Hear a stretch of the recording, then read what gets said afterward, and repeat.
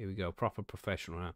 John's just in the background. I'm going to be another 30 seconds or so, everybody, because John's in the background there, and he's looking up for the... everybody know that song? I have a pen. I have an apple. Pen, pineapple, apple, pen. Remember, come on. You're watching it now, John. You know what I'm talking about, right? Yeah, No. I have no idea what the hell this is at all, bro. Oh, wow. I mean... Yeah. I feel like I might have heard it, but I don't. Because the guy goes, I have a pen. I have an apple. Apple pen. And it's like, what the so fuck? Messed up, bro. Like, that is so messed up. Madness, bro. Pervy at all. No, it doesn't have. It doesn't. And then I have a pen. I have a apple. I have a pineapple. Pen, pineapple, apple pen. It's like madness. You all know what I'm talking about. I bet he has a pineapple ring too. I bet he does. Yeah, proper chocolate starfish and all that. Yeah. Anyway, did you see it, John? Did you see it? You know what I'm talking about now. Yes, I did see it. I did see it. You just wanted to get that guy done. Is weird. Yeah, strange guy. Can we get on with the professional introduction now? Should we do it now? We ready? Mm-hmm. Yeah, ready? Yes, everybody, and welcome to High on Homegrown, the Cannabis podcast from Percy'sGrowroom.com. I am Mackie from the UK, and joining us this week, we have John. Oh, thank you. Thank you very much, everybody. Glad to be here. It's cold today. 64 for me, 16 for you guys. Damn, we're cool. Yeah, it's been ridiculously cold here. We had this report a couple of weeks ago. I think I might have mentioned it on the show. Random tangent, just quick, everybody. But the UK, and Billy, you would have heard about this. Spoiler alert, let's do Billy. Billy's here first. Billy, you want to say hello? Hello. That's it. Shit weather for you as well, right? Man, of course. Right. Of course it's shit weather. Because we had a couple of weeks ago, you remember when they were talking about, the UK government's going to do some cloud seeding to make more cloud to get the sun to reject the rays back to prevent climate change or some bullshit. And since then, since they was allowed to do it, because they reported on it, said it's going to start in a couple of weeks, and then it's been a couple of weeks after that. So it seems as if this would be taking place. And it's June, for fuck's sake. And it's just cold and rainy every single fucking day. Why have they done this to us? I don't like it. Because they love to do it to us. I don't know. We had like a few days of sun here, and then the holidays come and it all rained. And then the local festival happened and it rained again. So that's what happens here. Madness. I think winter's just coming sooner. Yeah, probably. It gets to me as well because they're always like, because you make jokes like, oh, it's raining all the time. What happened to climate change? And people are like, oh, but it's a worldwide thing. We're not talking about one country. It's because the temperature's raising worldwide. And it's like, okay, so why are they seeding the fucking clouds in the UK? How much of a minuscule effect is that going to have on the whole global situation, man? Why you want to fuck up our weather? It's already rainy and shit here. Why you want to make it worse, man? Gosh. Anyway, I don't want to get too involved in that. We deserve to be laughed at, John. You carry on, man. If I was in the USA looking at the state of what's going on over here, I would be laughing all the time. And I know the USA has problems as well, but I think we're a little bit deeper in the shit than you guys are. Damn. Even people in LA are laughing and pointing at us in the UK, man. That's how bad things are. That could be a thing. At least we don't get arrested for what we put on Twitter. Yeah, exactly. Yeah. You know what I mean? Exactly. Unless you're Kanye, fuck it out. They don't understand the things I say on Twitter. Yeah, that's crazy times out there, everybody. Crazy times. But anyway, we're going to talk about some of these crazy times in some of these news articles that we have here. Let's have a quick run through of some of these that we have. And we've spoken about this guy over the last few years. Like a few times he's come up. The guy in the UK police force, at least the Metropolitan Police, who came up with the rules of how people should be prosecuted for cannabis or drug-related offences. The guy who came up with the rules, like, oh, that guy should get 4 years, that guy should get 15. That guy, he was supposed to do a drug test at his job, and he was like, oh, no, can't take drug test. because he knew he was going to fail. And then he was suspended on full pay under investigation. He was fired after like 2 years of investigation, which we reported on. But then he was not rehired, but you know, he went through appeal, so he continued on full pay for another couple of years. And yeah, we got an update on that story. Get rolling now. Brace yourselves. I want to hear about this. This is some fuckery. And then we have some Birmingham boss of cannabis factories network convicted. Some surprise story there. You'll see the surprise when we get there. We won't spoil it. No spoiler alerts. Some guy in Cardiff, which is the capital of Wales, 2 men admit smuggling cannabis labelled as Yankee Candles. And there's just something about... Yeah, what does that even mean? We'll cover it when we get to the story, man, because this is some interesting shit right here. These motherfuckers, John. God damn. Billy's got one for us here. Yeah, it's a ranty one today. I'm waiting for the mighties to kick in. Billy, much needed or more delays. UK industry responds to upcoming ACMD review of cannabis-based medicines. Yeah, so Billy's going to tell us all about that in a little bit. We've got some from the USA here. This one's fucking like, what the actual fuck does this even mean? How is this a sentence? So you ready, everybody? Minnesota lawmakers pass bill to decriminalize. Guess what they're decriminalizing, everybody? Bong water. That's right. That's right. And then Colorado governor signs cannabis and psychedelics bill into law. So yeah, let's see what the fuck is going on with that. We've got lots of interesting stuff to be covering in this show, as you can see. We also have, for the Grow Guides today, we're going to be talking about integrated pest management, how you can keep bugs out of your grow room by doing certain things, you know, routinely to keep that shit down. And, you know, yeah, we'll learn some stuff when we get to Grow Guides. Don't even get me started. Oh, yeah. John, you've had bad time this week with some invaders in your tent, ain't you? It's been a fucking year, bro. This has been ridiculous. Did you just set fire to it? It's okay, though. It's okay. I should set fire to it. Like the whole house. Just burn the whole thing down. Fuck it. Like, whoa. Hate it. Anyways. Yeah, good times.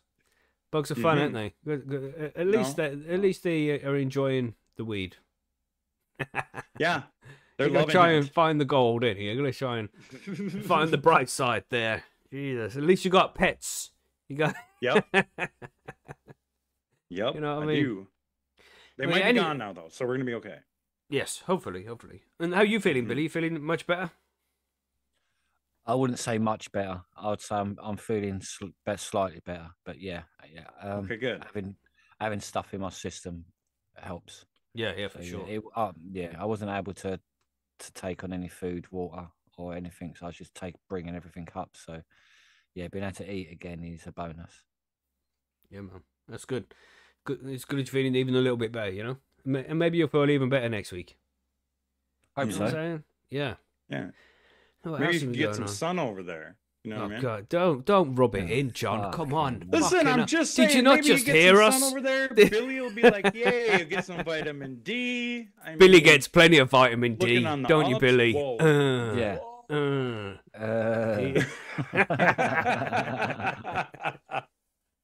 Jesus! Look what you've done to me, Billy. I used to be all clean, no swearing, no innuendos, but then Billy comes along and just like, what the fuck? Jesus. Corruption. Maybe it's a subconscious thing. You're like, well, Billy's kind of on the downs right now. We're just gonna have to go and kick it up a notch. Yes. Somebody's got to pick it up for him. That's right. We've got to pick it up for Billy. Yeah. Look, here we go again. Fuck. Anyway, are we ready to move on to the news? Let's go on to the fucking news. I want to talk about this guy, man. I want to get this rant out. This is fucking ridiculous. Let's go to the news.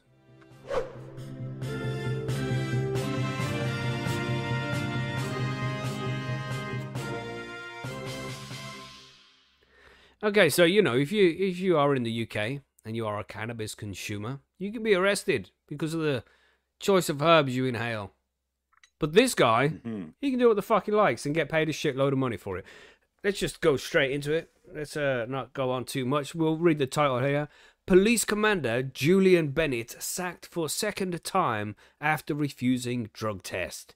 Following the ruling, the Met Police says Julian Bennett has been suspended on full pay for extraordinary length of time, and Londoners will be outraged at the utter waste of public funds.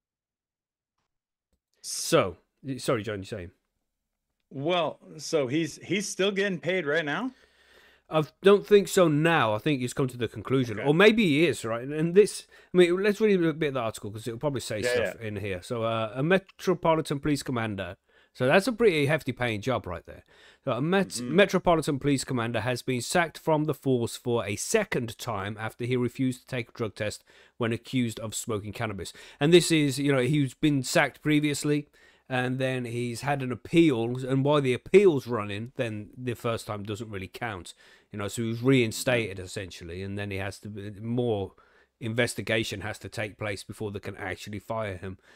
Julian Bennett, who joined the force in 1976 and wrote its drugs strategy, was initially dismissed in October 2023 after being found to have committed gross misconduct. Now, it says it was initially dismissed in October 2023, so that's when he was first sacked. But there was like 2 years of investigation before that.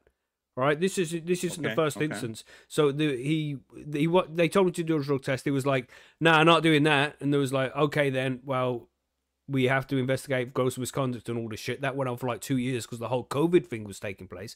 He's getting paid full pay here, all right? So, and then they fired him in October 2023. This is when he would have brought the appeal to the court to say, "Hold on for a second, you do it wrong." So then the appeal takes place, and now it's gone on for another couple of years, and we're here in 2025, halfway through the shit now, and this guy's only just getting fired again. But we'll carry on with the article. It might explain some of that as we go through. After the initial ruling was quashed, a new misconduct hearing again found that the allegation of gross misconduct was proven. Met Police Assistant Commissioner Matt Twist said he was enormously concerned that almost 5 years since this incident happened, we have only been able to dismiss Commander Beer. We've only now been able to dismiss Commander Bennett. This is in quotation mark. "This should have been a simple matter," he added, noting that Mr. Bennett never disputed he refused a lawful order to take a drugs test. "Mr. Bennett has been suspended on full pay for an extraordinary length of time," Mr. Twist said. This is like 4 or 5 years, like legit. It's 4 or 5 years on full fucking pay, and this is a taxpayer funded job. So this guy has been paid by the level. I mean, Billy, you used to work in government to some extent, and you might have a better idea than I do. But I would just randomly say this guy is on what, 100 grand a year? Yeah, I'd say he's on about 120 grand a year. Yeah, 100 to 120. I would say that definitely that's the estimate. But it could be more. Yeah, could be more. Yeah, well, it could be on bonuses as well, which he may still be entitled to. Strange enough. So yeah, that you'd have to look into that side of shit as well. Yeah, crazy. I'd say 100,000 a year. Definitely a fair estimate, and this will probably be the low end. So that's for the 5 years that he's been suspended on full pay. That's 5 fucking years, 100 grand a year at least. So we're looking at $500,000. Jesus. Just given to this guy, because essentially this is, if it was anybody else, if it was any one of us motherfuckers, right, you get called into the office, "Oh, we need you to piss in the fucking tub, got a drug test for you." If you said no, do you know what happens? You're fired by the end of the fucking day because it's gross misconduct. Yeah, it's simple as that. It's 20 minutes in the office. "Oh, refuses to take a drug test." Well, he knows the fucking rules. Sacked. Done. Well, I know the police crime commissioners are on about 80 grand a year, so he's going to be on like more than them. Yeah. So it's like we say, we're talking £500,000 here for someone to not work for 5 years. And that's being conservative with the estimate. Yeah, that's mad. Jeez. And it's difficult, right? Because I don't want to be angry at the guy, because anybody would do the same thing in the same position, and he's not doing anything wrong by consuming cannabis. But the bullshit thing that comes along here is where this is the guy who made the rules. Like he's the guy who says, the hypocrisy this is how. That's it. Standing, It's like he's telling everybody, "No, you can't have cannabis. Otherwise, you're going to get sent down for 4 to 15 years for possession and sale and cultivation, anything like that." It's like 14 years maximum penalty. You know what I'm saying? But this guy made those rules up. But then because there's more to this story. And previously we've reported as well how he would sit in his flat all day with his mistress, just some random woman he knew, and that's the woman who grassed him up. And he would just sit at home smoking weed and taking mushrooms, which is cool. I don't mind. Do your thing, officer. But don't go to work and then prosecute people for the same fucking thing. Yeah, that's bullshit. No.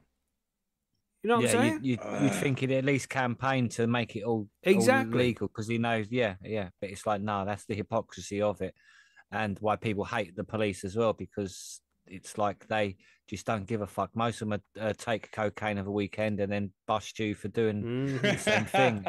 Yeah. So, it's bullshit. It doesn't matter. It does it the same as a lot of them go drinking and get drunk and get into fights and shit, and then do you for the following day for the same thing. It's like that's what bothers me, because I don't think this guy has done anything wrong by consuming drugs. That's completely it's the system that's wrong. Yeah, not that's exactly it. He hasn't. He's just taken advantage of the system, hasn't he? It's like if you could get there and still get full pay and not work. Yeah. You're going to do it, aren't you? It's like you're taking that. You're not going to be like, don't pay me right now. Just wait until the investigation's over and we'll sort it out when it's done. Is that all right? Yeah. Don't give me my 80 to 120 grand a year. You know what I mean? How's he going to buy his weed? You know, taking the money. Exactly. Weed ain't cheap, bro. Exactly. Fucked, man. But what bothers me here is where he's the guy who makes the fucking rules and enforces them, and he's doing things that he's also prosecuting people for, and that's bullshit, man. He should have stood up and done something about that a long time ago. Yeah. Fuck. Ridiculous. Especially knowing he's got somebody sitting there who could just, one person saying the littlest thing, like this lady apparently, like he had to know, man, that somebody was going to say something at some point in time, and that was just going to be the shits for him. Let's read some more of this. Because you just went off on a long fucking rant there, but it was well deserved. Jesus. Yes. I'm sure Londoners will be outraged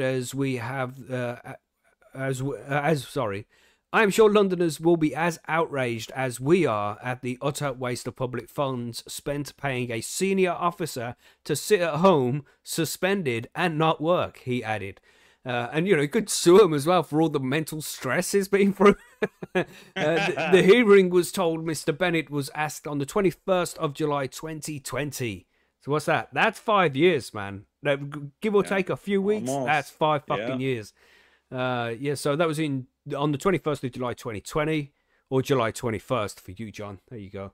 To provide a urine sample after reasonable cause to suspect he had taken drugs, which he refused to do. He was suspended from duty 3 days later.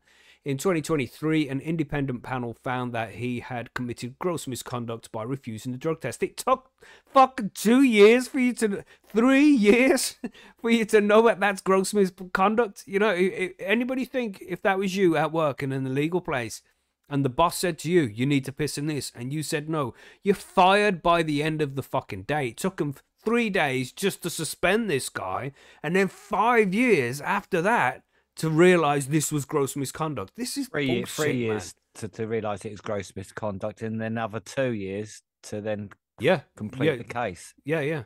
I mean, can't they just go ahead and say, no, we're not even going to deal with this appeal and this bullshit. You're just fired. Yeah. Can't they just do that?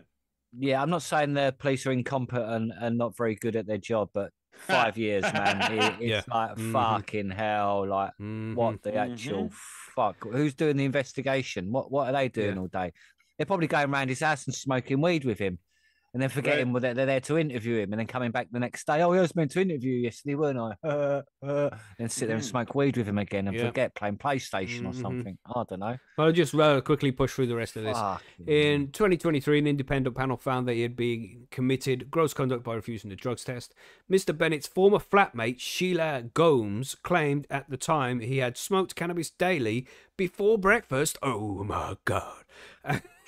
And leaving for work at New Scotland Yard. However, allegations that he smoked cannabis while off duty between February 2019 and July 2020, and that he gave an untrue explanation for why he refused to do a drug test, were found not proven. Mr. Bennett's initial dismissal was quashed by the Police Appeals Tribunal last July on the basis that the panel had ruled on a matter that was not part of the allegations they were asked to consider. Bullshit. This guy's he's rich, so he can afford a good 100%. Fucking lawyer. You know, he wrote the force's drug strategy for 2017 to 2021 as a commander for territorial policing.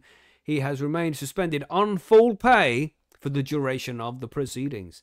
Billy, can you quickly do a Google search and try and get an accurate number on how much this guy was getting paid? Just quick while I finish this. Yeah. He will now be added to the barred list held by the College of Policing, meaning he cannot be employed by the police. In response to the 2023 ruling, Mr. Bennett's solicitors said at the time, in quotation marks this is, the panel found that Commander Bennett did not take any drugs, cannabis or otherwise. The panel found Commander Bennett guilty of refusing to take a drug test, something he has always admitted. So he's trying to deny that he was using drugs at all. He just didn't want to take the drug test. And it took them 5 years to actually get to the point of firing him. How mad is that? Did we get an answer there, Billy? It depends on where he's stationed, but in London, up to £129,000. Right. A year. That's crazy. 600K, man. So not only did the taxpayers have to pay that out, they also had to pay for the proceedings. Yeah. And paying for the whole thing, man. Like, so in total, you're probably talking $1 million at least. Yeah. Madness, man. Madness. Yeah, but it don't matter how much money he's getting, does it really? Any penny he got from that is bullshit. Maybe 6 months while they investigated it completely at most, if you know what I mean. But after that, it's like he shouldn't get nothing, and everything should have been the case. Should have got nothing in the first place. It only takes 20 minutes for them to go into the office and discuss. This guy's refusing to take a drug test. He's not allowed to do that. Well, okay, fire him. That's it. Done. 20 minutes. It doesn't take long to find out the law. You know what I mean? Where they stand on contract law as well. It's like, hello, phone the solicitors sort of type thing. Like, I'm willing to give them that 3 days they have in between him not taking it and then him being suspended. In that 3 days, you could look through all the procedure, find any kind of thing about conflicts with it, and then you should have come up with a decision then. Then, you know, it's like, you're fired, mate. You're supposed to take your fucking drug test. Yeah, within 5 working days, the police should be able to work something like that out completely. Yeah, especially with the resources and the investigative skills they should have. It should all be done quite swiftly, especially with the high profile position he's in. You know what I mean? It's not like it's some YTS scheme dude who they think, he ain't really going to be missed. It's sort of like one of the highest positions in the fucking land. I'd love to get this guy on the show. This would be a great interview. It's like, you know what I mean? Yeah, you should get him on the show. You know what I mean? Get him on the show and be like, bro, I don't mean to call you a dickhead or anything, but bro, you're a dickhead, man. What the fuck? But he hasn't done anything wrong. It's just, why didn't you stand up for all the other people who also enjoyed to consume cannabis? You know, all those other people who wanted to finish work and go smoke a fucking joint.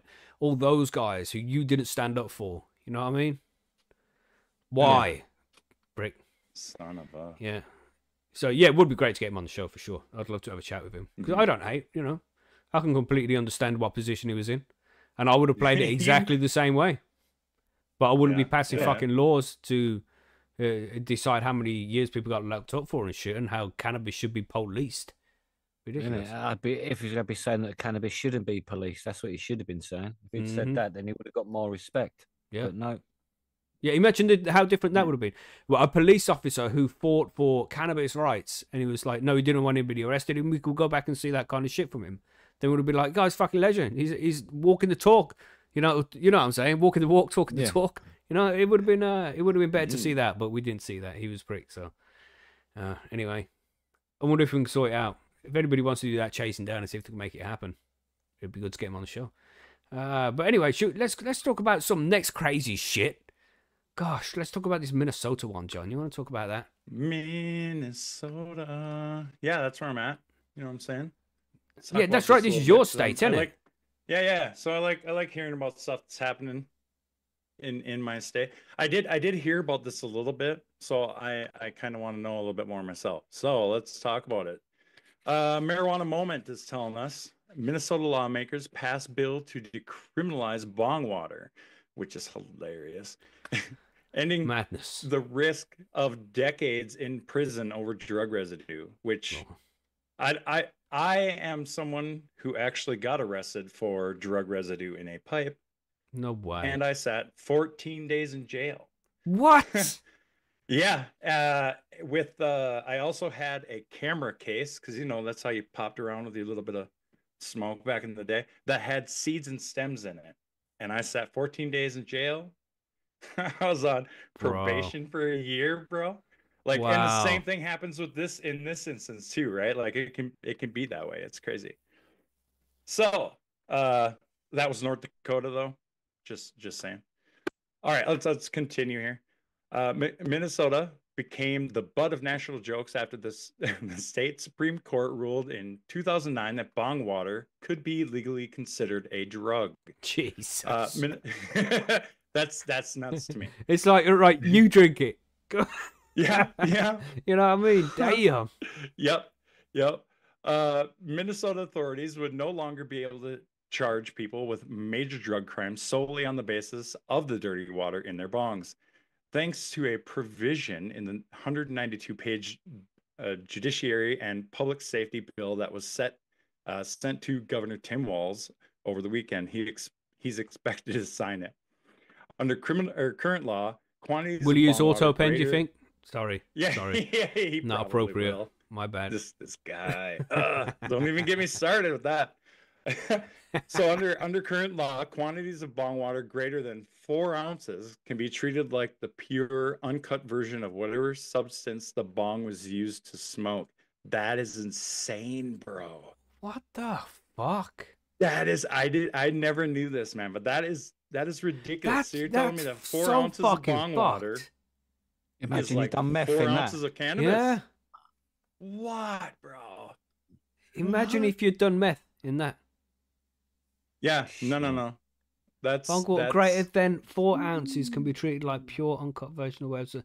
So I mean, 4 ounces. That's 4 ounces in weight, isn't it? Like how much is that milliliters, John?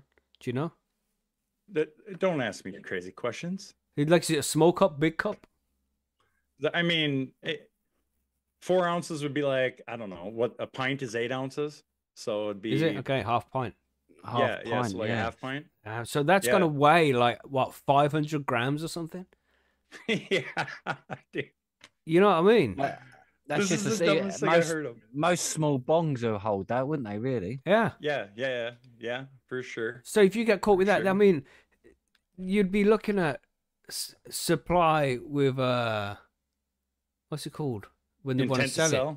Intent to possession with intent to supply or something. Imagine you're living with some flatmate, like you've been doing like weed all night in your bong. He gets up in the morning, does his meth in it without you knowing, and fucks off. And then the police come and then do you for that. So you'd be like, what the fuck? Wow, man.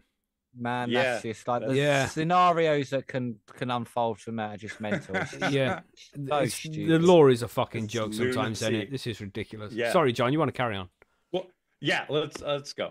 That can lead to massive criminal penalties. 4 ounces of bong water used to consume methamphetamine. See, now we're bringing this up.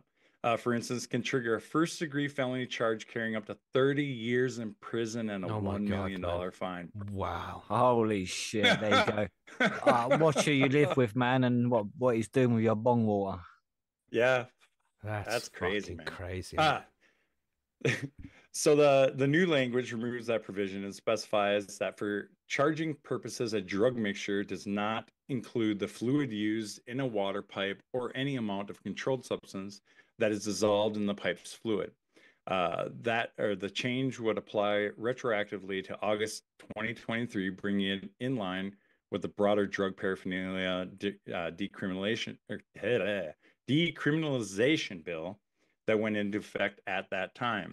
So that would have been when we legalized here in Minnesota. That was August of 2023. So in practice, prosecutors virtually never charge bong water offenses because most people intuitively understand that 8 ounces of dirty bong water is not the same thing as 8 ounces of pure methamphetamine. So why is it in the law? Yeah, exactly. Like, why change it if we're not going to do what it says? Like, why we even have it there? Yeah, it's not objective, is it? It's not like the police officer's going to be like, oh, but it's only bong water. It's like, no, that's what the law says. Right. You know what I mean? Right. Okay, Change it if it's wrong. I agree. And it is wrong. Yep. So yeah, change it. Yeah, Yep. sorry. Sorry, John. So that's what we're doing now, I guess. Apparently. Counting dirty bong water as pure drugs is like counting a beer bottle full of backwash and cigarette butts as 80 proof whiskey, as one attorney colorfully characterized it to the Reformer earlier this year. But it does happen. The issue drew national attention last year after a Northwest Minnesota prosecutor levied first-degree drug charges against a Fargo woman, Jessica Besky, on account of the water allegedly found in her bong. Because of the retroactive provision, that case would be thrown out if Walz signs the bill.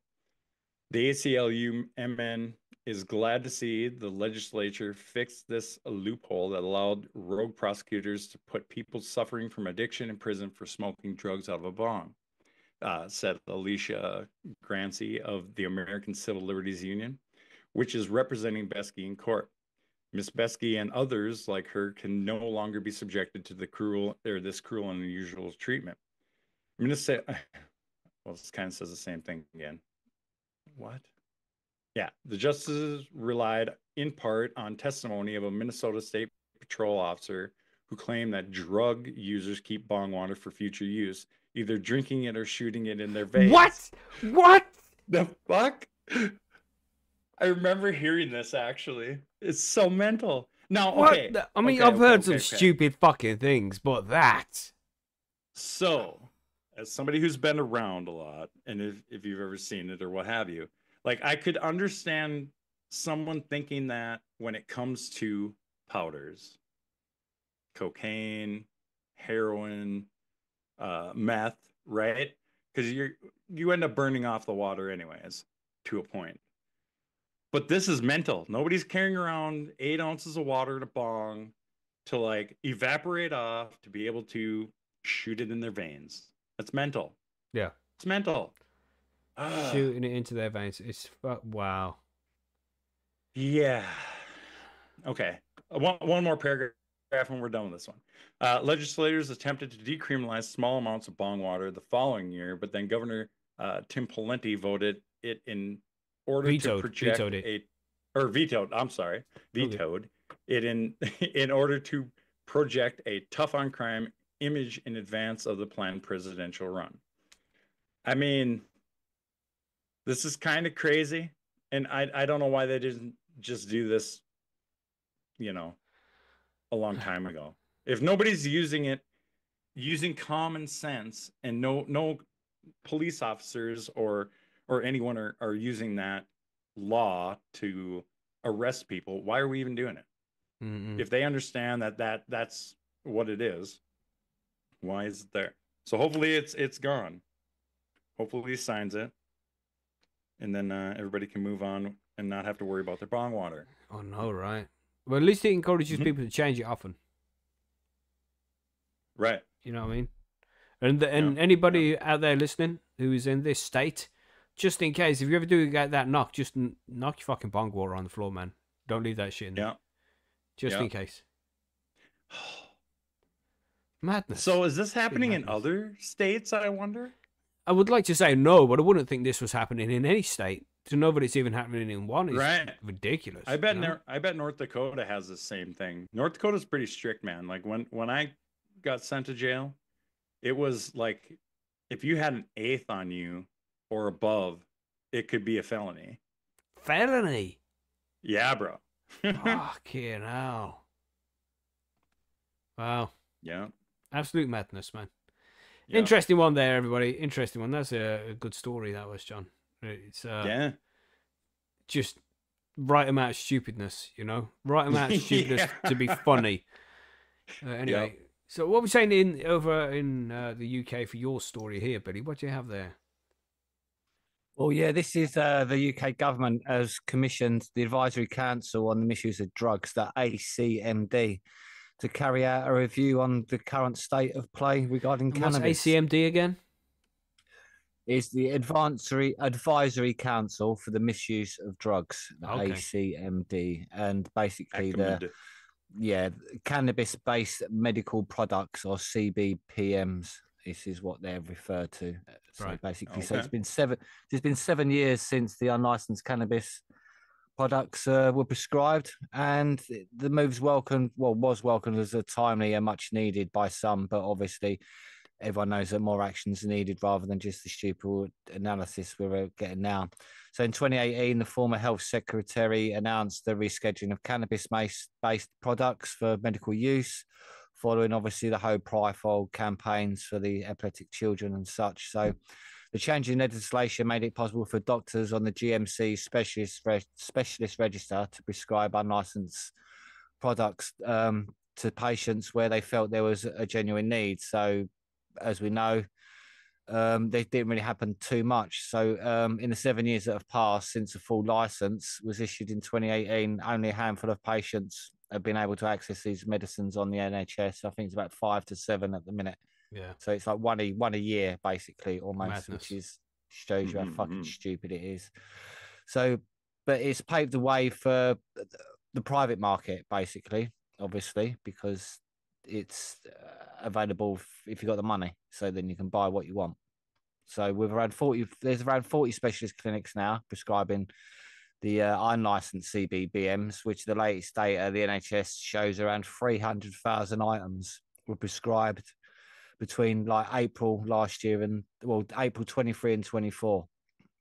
So basically, that's a lot of items. It's a lot of money. I mean, what are you saying? £100 for an average item? Possibly, yeah, because some of the items are quite expensive, but some of them are quite cheap. Yeah, so that's maybe it. not The cheapest one, like but 50 quid, right?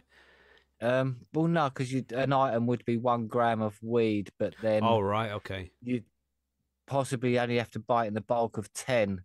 Yeah, that's I would what I say was thinking. 10 yeah. grams. I would say that'd be 1 pot or one. I'm not sure if 1 gummy would be classed as an item, or it'd be 1 packet of gummies. I would think it would be a package. Yeah, I would say per package. So it's a lot of items were prescribed anyway. So it's a good chunk of money. Yeah. But they want to make it easier to access on the NHS, basically, is what they're saying. So the letter published on the 2nd of June, the Minister of State for Policing, Fire and Crime Prevention, Dame Diana Johnson, set out the next 3-year priorities for the ACMD, including carrying out a review of the current evidence and publishing new recommendations for CBPMs. But even still, over the next 3 years, it's still stupid. So, as well as reviewing whether the law change in 2018 has had the desired impact, they've been tasked with identifying any unidentified consequences which were not anticipated at the time of implementation and making recommendations on how to mitigate these. Well, the fact that no one can actually get them on the NHS is probably a big issue. Yeah. Mm-hmm. This includes inhibiting effect that availability of private prescriptions has had on the incentive to conduct clinical trials to develop safe, effective, cost-effective products via the NHS. So, well, obviously, because they're more interested in making money than committing trials, isn't they? So the upcoming review has been welcomed as timely, much needed by bosses in industry, trade, and the body Cannabis Trades Association, which urge ACMD to consider patient access, real-world data, prescriber confidence, and regulatory clarity as key priorities. So again, they're still not doing enough. However, others pointed out the ACMD have already provided comprehensive evidence-based solutions in reports from 2018, 2020, and in 2024. So the writing to Dame Johnson in response to the commission, Professor Trevor Jones and the chair of the Cannabis Research Development Group highlighted how in February 24, the ACMD published recommendations following a review of the barriers to research on controlled drugs. And this included a recommendation to exempt universities and hospitals from Schedule 1 licensing requirements, as already exists for Schedules 2 to 5, allowing them to approve clinical studies to proceed without additional home office licensing and streamlining the supply arrangements between research institutions. So basically, they want a free reign to do research, which is quite normal, isn't it? If there looks like if it's a high Schedule 1, they're not allowed to get any licensing to really do any research. So that's what they're complaining about. It's like we can't actually do the research even if we want to do it because the licensing's still bullshit. So, like, while they appreciate the government's commitment to examining the impact of the legislative changes, we cannot ignore that the practical solutions have been sitting on ministers' desks for 8 years. So, like, it's just true. It's like it's sitting there. Like, why can't you just change it? Every month of delay means more UK patients seeking treatment abroad, more researchers relocating to countries with sensible regulations, and more suffering for families despite the new treatment options, which again is like we're losing it all to abroad again. And people here are the ones who are suffering. Excuse me. So according to the CRDG, Schedule 1 license applications take up to 14 months to process in the UK. Jesus, shit. Madness, man. Compared to 2 or 3 months in Canada and the Netherlands, while initial licensing fees can be like £3,000 per site, making multiple centre trials basically really expensive. As a result, major pharmaceutical companies are relocating cannabinoid research programs to jurisdictions streamlined processes. So, like, the irony is the UK researchers have often had the ideas and funding, but no regulatory permission. So they're watching all their competitive advantage evaporate, sort of just because of a delayed license time. And like I said, 14 months is just stupid, sort of thing. So, like, yeah, they need some more radical proposals, they're saying. More common sense alignment, controlled with drugs research settings, the solutions exist. What's missing is the political will to implement them, which is so true, right? So despite the growth in the private sector, the UK is still lagging behind other places like Australia, where they've already got 1 million patients that have reported to receive medical cannabis prescriptions for more than 200 like health conditions. And Australia's a lot smaller than the UK is in terms of people. Yeah, it's own population, yeah. So yeah, so it's like it's crazy, and we're a smaller island, so it's easier logistically for us to move stuff about. Like, but we can seem to get medical cannabis from Australia to the UK, but not enough people to use it. It's just ludicrous. It's madness, man. So, like, crazy. Sorry, it just goes on. This article just goes long. on and on. Yeah, it goes on and just on. saying that it's just not fucking good enough still, and it's like coming up to like 7-8 years later, and the UK is still in the grey area of being stupid. Yep, that's where we live. We live in the world of stupid laws, and there's not much we can say apart from rant on and on and on about how fucking thick our government are. And that's it as well. You know, with Sadiq Khan going on last week, we've seen some positive news stories recently where they, you know, any ordinary government might be leaning towards even discussing legalization. Not this government. Right. Nothing's going to change regarding cannabis right now. That's the thing. They keep going on about, we need to study some research. It's like, you've got it all already. Yeah. It's there already. Nothing. It's been done. It's already many done. times. It's been done many times, over and over and over again. But at the same time, 50 fucking people can get heart attack and stroke from consuming too much cannabis in their study they did last week. Just 50 people. Fucking hell, man. It's just so fucking ridiculous. It's crazy. Yeah. It irritates me. Anyway, we got a few more stories to get to, so let's go on to the next one here. We got this one. Ready for this, everybody? Drugs kingpin convicted of running cannabis farms. Okay, so this guy here. This is from the BBC, so grab a pinch of salt. The head of an organised crime group has been convicted of running a network of drug factories capable of producing millions of pounds worth of cannabis. Roman Lee, or Lay, from Birmingham, operated at least 8 farms and was linked to one inside a former nightclub before he was arrested and charged with conspiring to produce cannabis, the National Crime Agency said. Posing as a property developer, Lee found premises to buy or rent, even erecting scaffolding on some, and used illegal migrants to monitor the crops. He denied the charge but was found guilty at Birmingham Crown Court on Thursday. The 37-year-old is due to be sentenced on the 4th of July. That will not be his Independence Day. The farms were based across the Midlands, Northwest and North Lincolnshire, the NCA says.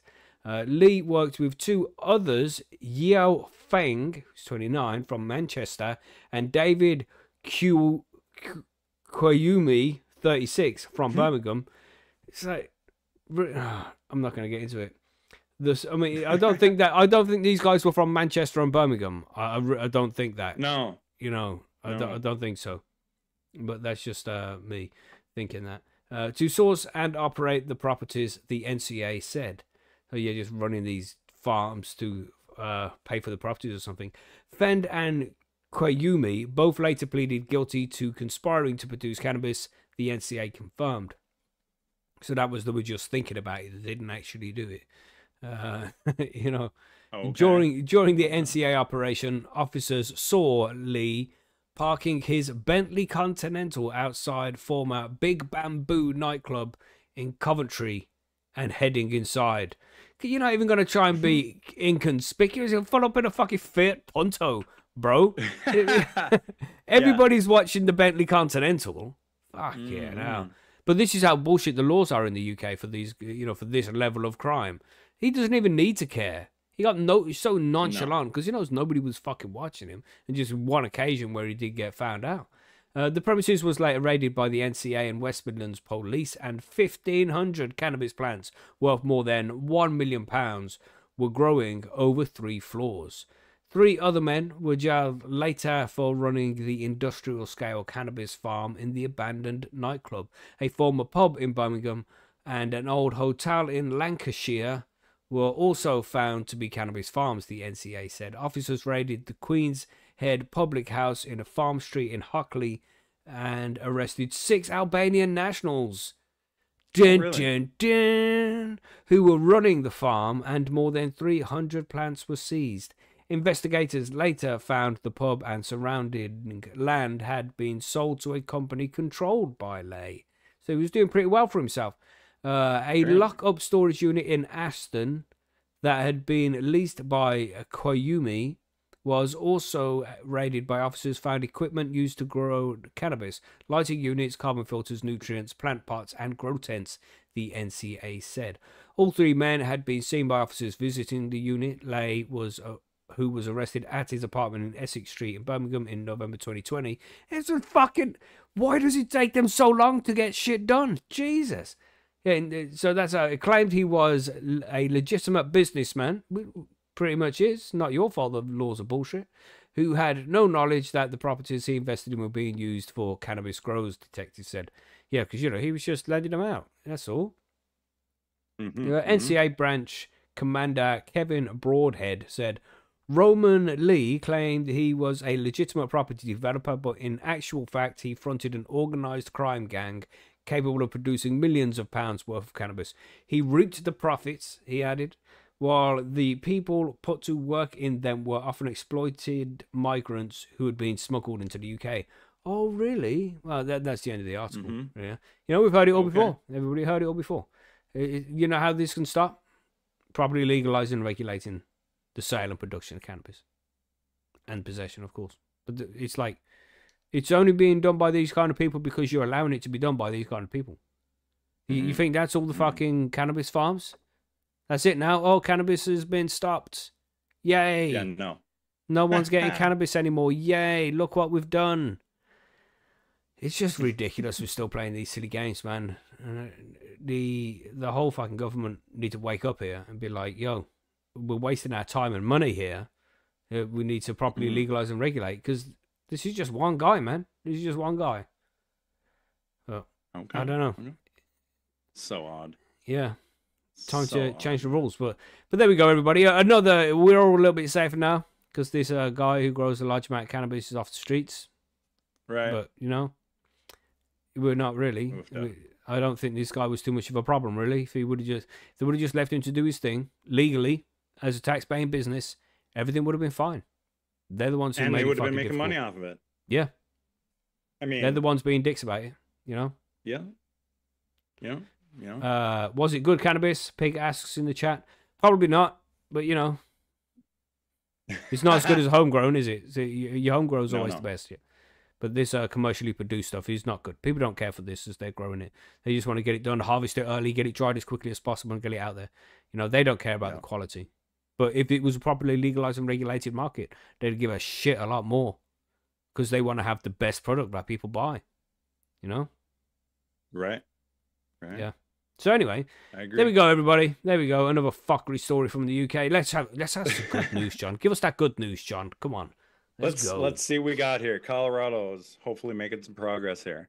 Governor signs a marijuana and psychedelics bill into law. I'm not sure what the marijuana part is, but let's find out. Colorado's governor has signed several bills amending rules for the state's regulated marijuana and psychedelics programs.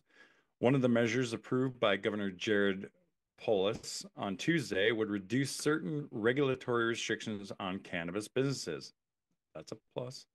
Another empowers the governor to grant pardons to people who've been convicted of psychedelics related offenses, and also revises implementation rules and data tracking provisions for the state's 2022 voter-approved psychedelics legalization law. See, now I'm confused. I kind of thought it was legal there already in Colorado. Somebody else can tell me different. Yeah, I thought it was as well, right? Yeah, I thought you could psychedelics, maybe it's decriminalized or something.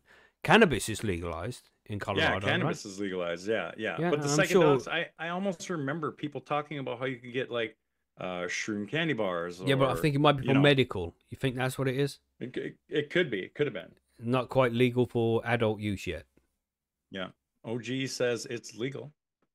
Okay. Let's go on here. Find out some more. The marijuana focus measure from Reps William Linstead and Jenny Wilford, as well as, I hate abbreviations, Julie Gonzalez and Robert Rodriguez, makes it so any worker employed by a cannabis retailer with an occupational license could receive product samples on up to 20 days per month. An expansion on current law that stipulates cultivators and manufacturers can only provide samples to managers and retailers for research and development purposes. The measure would also revise reporting requirements for marijuana licensees, mandating that regulators adopt rules to ensure licensees maintain documents such as childproof packaging certifications, testing records, recall records, advertising records, standard operating procedures, and more. I would have thought that most of that already would have been part of it. Mm-hmm. I mean, especially all the record keeping, like it's crazy. If a license holder is required to maintain books and records in the seed to sale inventory tracking system, the license holder need not maintain duplicate copies of the books and records, it says. If a license holder is substantially non-compliant with regulatory requirements, the division may require the license holder to maintain additional records. The bill would also repeal current state law that makes it a Class 2 misdemeanor for a person to have an undisclosed controlling beneficial ownership, passive beneficial ownership, or indirect financial interest in a cannabis license, or engage in transfer of ownership without prior approval. Whew, that was a lot. Yeah. The cannabis legislation was significantly amended during the legislative process, however, removing provisions that initially would have doubled the amount of marijuana adults could buy from licensed retailers and allowed cannabis shops to hold promotional events. The psychedelics bill that the governor also signed on Tuesday from Matt Ball and Lisa Ferret authorizes Polis or future governors to grant clemency to people with convictions for low-level possession of substances such as psilocybin. I hate that word, man. Ibogaine and DMT. Let's just say shrooms, man. That have since been legalized for adults. So it is legal. Okay. Yeah. Looks like it. Okay. It would also require the Colorado Department of Public Health and Environment, the Department of Revenue, and the Department of Regulatory Agencies to collect information and data related to the use of natural medicine and natural medicine products. That would include data on law enforcement activities, adverse health events, consumer protection claims, and behavioral impacts related to psychedelics. Prior to passage by the Senate, a committee amendment removed a government appropriation to pay for data collection and tracking, replacing a reference to ongoing appropriations with appropriations or gifts, grants, and donations. Ball said, at the time, the lawmakers have a letter of intent from the Psychedelic Science Funders Collaborative, a nonprofit that supports advancing psychedelic therapy, to fund the program for the entirety of its 5-year duration. The bill would earmark $208,240. I mean, let's just not round up to 209,000 or anything. In those funds for the governor's office of information technology. You got to be accurate, John. You know you got to be accurate. Yeah, I mean, dumb. Yeah. To implement this act, the office may use this appropriation to provide information technology services for the Department of Public Health and Environment. The text version says, the legislation would further amend rules around licensing and ownership of psychedelic healing centers. For example, it removes a requirement for fingerprint background checks for owners and employees of licensed facilities, making it so that they would only be subject to a name-based criminal background check. It additionally requires the state licensing authority to adopt rules related to product labels for regulated natural medicine and regulated natural medicine products, and permits the state licensing authority to adopt rules regarding the types of regulated natural medicine products that can be manufactured. The proposal overall has support from an array of advocates, including psychedelic medicine proponents, as well as groups more skeptical of legalization. Public commenters at a hearing seemed to agree that the bill's data collection provisions would help observers both inside and outside Colorado better understand the outcomes around regulated psychedelics. What do we got left here? A little bit more. Last week, Polis touted the fact that Colorado's legal psychedelics program is fully launched. Now that regulators have issued licenses for each part of the psilocybin supply chain. A third bill signed on Tuesday by the governor from Jeff Bridges and Barbara Kirkmeyer. The actor? With, I really doubt it. I really doubt it, but that would be cool. You really doubt it? Do you not know American politics, bro? Not this guy. Listen, there's a million people with the same name. You know what I'm saying? Along with Shannon Bird and allegedly and Emily Sirota, changes how marijuana tax revenue is allocated. It would specifically remove requirements that certain cannabis funds be transferred to the University of Colorado Board of Regents and the Public School Capital Construction Assistance Fund. The new law also means that a greater portion of marijuana revenue will be retained by the state, with less being sent to local governments. Okay. Yeah. Where are we at? That's some good news, man. I mean, there's a little bit more, but it keeps going on. I mean, there's more about it, but I feel like it's more about... yeah, so it's pretty much done that. It's just, it's crazy to see that there's places that can just have psilocybin just legally now. Just how far behind we are in the UK is scary. It just doesn't show any sign of changing, you know? I mean, but it isn't just you guys, right? Like, there's states that don't have any of this. Yeah. Look at Texas, man. Texas is crazy. They have medical, but everything else is mental for them. It's crazy, man. Colorado's a place to be. Yeah. Just, that's it. There's it's good and bad in every state, in every country. Yeah. You know? Yeah. Do it anyway. Yeah. It's crazy. Mad Dog says, I don't want mushrooms anymore. I just end up crying my eyes out. I must be broken. No, mate. No, that's not it at all. This is what the mushrooms are trying to teach you. You've got things that you need to work out. That's what the mushrooms are showing you. You're not broken at all. It's doing exactly what it's supposed to do. Trust in the process, man. Keep doing it. Yeah. Keep doing it. So get after it. You know, from all of the people I know who have taken psilocybin, it's always ended up to be mind-opening experiences. Even the scary times, they've still learned a lot. You know, it's an incredible substance. And if you ever want, you know, I can't remember who I said it to. I think it might have been G.W. Wharton in the interview recently, where it's like, I learned more from psychedelics than I did like at school. You know, not things like English and maths and how to read and all that shit, but more about, you know, spirituality and philosophy and that kind of shit.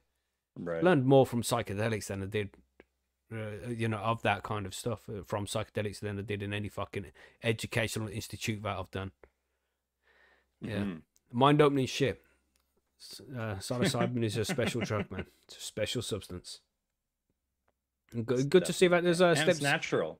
Yeah, you know, yeah. And it's I mean, it will fuck you up if you take too much, but I don't think people die from taking too much. It's a pretty safe substance physically. It will fuck you up mentally if you take advantage of it, of course. But physically, yeah. You got to take a whole fuckload before it becomes toxic. I'm not too sure how much, but you know, do your research, everybody. Now, let's get a quick look at this one because we're nearly done here. 2 men admit smuggling cannabis as Yankee Candles. Now, Yankee Candles are just these scented candles. You know, the ones people set fire to them. You call they're them, like they're in a little Yankee jar Candle. or something, and then you set fire to it, and it just lets out scents. And the reason why I wanted to bring this article up in the first place is because there's shitloads of studies that have been done about these Yankee Candles, and because they put scents in them, you know, to make them smell specific ways, and colouring and dyes and things like that. And as they're burning off in girls' bedrooms, because it's mainly the ladies, so let's be honest, come on, there's not many blokes out there lighting candles in their room for the fucking scent, are they? No, it's mainly the ladies doing this. And it's just giving off all these toxic fumes that they don't even know about. They're completely unregulated. Nobody's monitoring what's in this shit. So what's being burnt off, nobody really knows. But they're saying it's very toxic. It's got heavy metals in, and people shouldn't be in enclosed spaces when these things are lit. It's like, but these things are completely legal. So in this article here, where they're talking about people have smuggled in cannabis in these Yankee Candles, it's like, okay, you carry on, go ahead and have your harmful Yankee Candles, but you can't have that harmless herb. This is fucked, you know. Let's read some story. Let's get through this quick. 2 men have admitted conspiring to import millions of pounds worth of cannabis labelled as Yankee Candles from America to South Wales. 4 men were charged with importing more than 300 kilograms, that's 661 pounds, of cannabis using a postal service, and previously denied the claim. But Mohammed Hussein, 28, and Abu Hussein, 28, both from Cardiff, changed their plea to guilty on Thursday. The two had already pleaded guilty to supplying the Class B drug, but jurors at the Newport Crown Court found both men guilty of conspiracy to import Class B drugs. Both will be sentenced at a later date, while the 2 other defendants, Sean Montgomery, 24, and Stephen Monroe, 44, still deny both charges against them. At the beginning of the trial, prosecutor Roger Griffiths told the court this was drug dealing at an industrial scale. The court appeared that 22 packages from California and New York ended up in Royal Mail Depot in Barrie, labelled as Yankee Candles. On Wednesday, a police officer told the court he went to the Barrie Depot to view 14 suspicious packages which were labelled as having Yankee Candles inside. However, they were too light to be candles, and the addressees, which were embarked for bogus addresses across South Wales, did not match the postcodes. Okay. The officer says they fucked up, man. The officer says they contain vacuum sealed packages used to transport cannabis. The case continues. There we go. So yeah, I just thought I'd bring this out because, sorry, John, you saying something? So these were just bags, or like this. It was boxes with bags in it, of cannabis. So they weren't even really trying to hide it as candles, like not boxing them in. Yeah, it seems that way. Like maybe there weren't even any candles in there. They just labeled them as Yankee Candles and just sent weed. Oh, you got to do better, man. But this is, like I said, for that other article there with the guy driving around in the Bentley. It's so rare that these kind of laws are actually held up and people get prosecuted for them. People don't give a fuck anymore. It's so nonchalant. Because, you know, do what you want. It's when you see these memes and shit, lawless Britain, it's like, to some extent, it's actually, it's true. It feels like that sometimes now. Like there just isn't enough of a police force. And you see the amount of times it takes for these things to take place. You know, when people go to court, it's taking 5 years to get things fucking sorted. But the system's overwhelmed, man. And they just can't put up with any more of this shit. But they still want to chase people down for consuming harmless substances like psilocybin and cannabis. And they want to chase down people fucking posting nasty words on social media. But at the same time, I mean, because I know they've got these guys in this case, but you think this was the only one to happen on Wednesday? You know right. what I mean? Right. How many thousands have got through? Oh, my. It's madness, man. It's madness. So, if they don't legalize and regulate cannabis soon, I mean, I would say they clearly have no idea what they're going on about, but that's the case anyway. That's what there's no denying that now. You got anything to add to this one, Billy? You got anything to rant about on this one before we move on? Nah, it's just all bullshit again, isn't it? Really, to be honest. Yeah.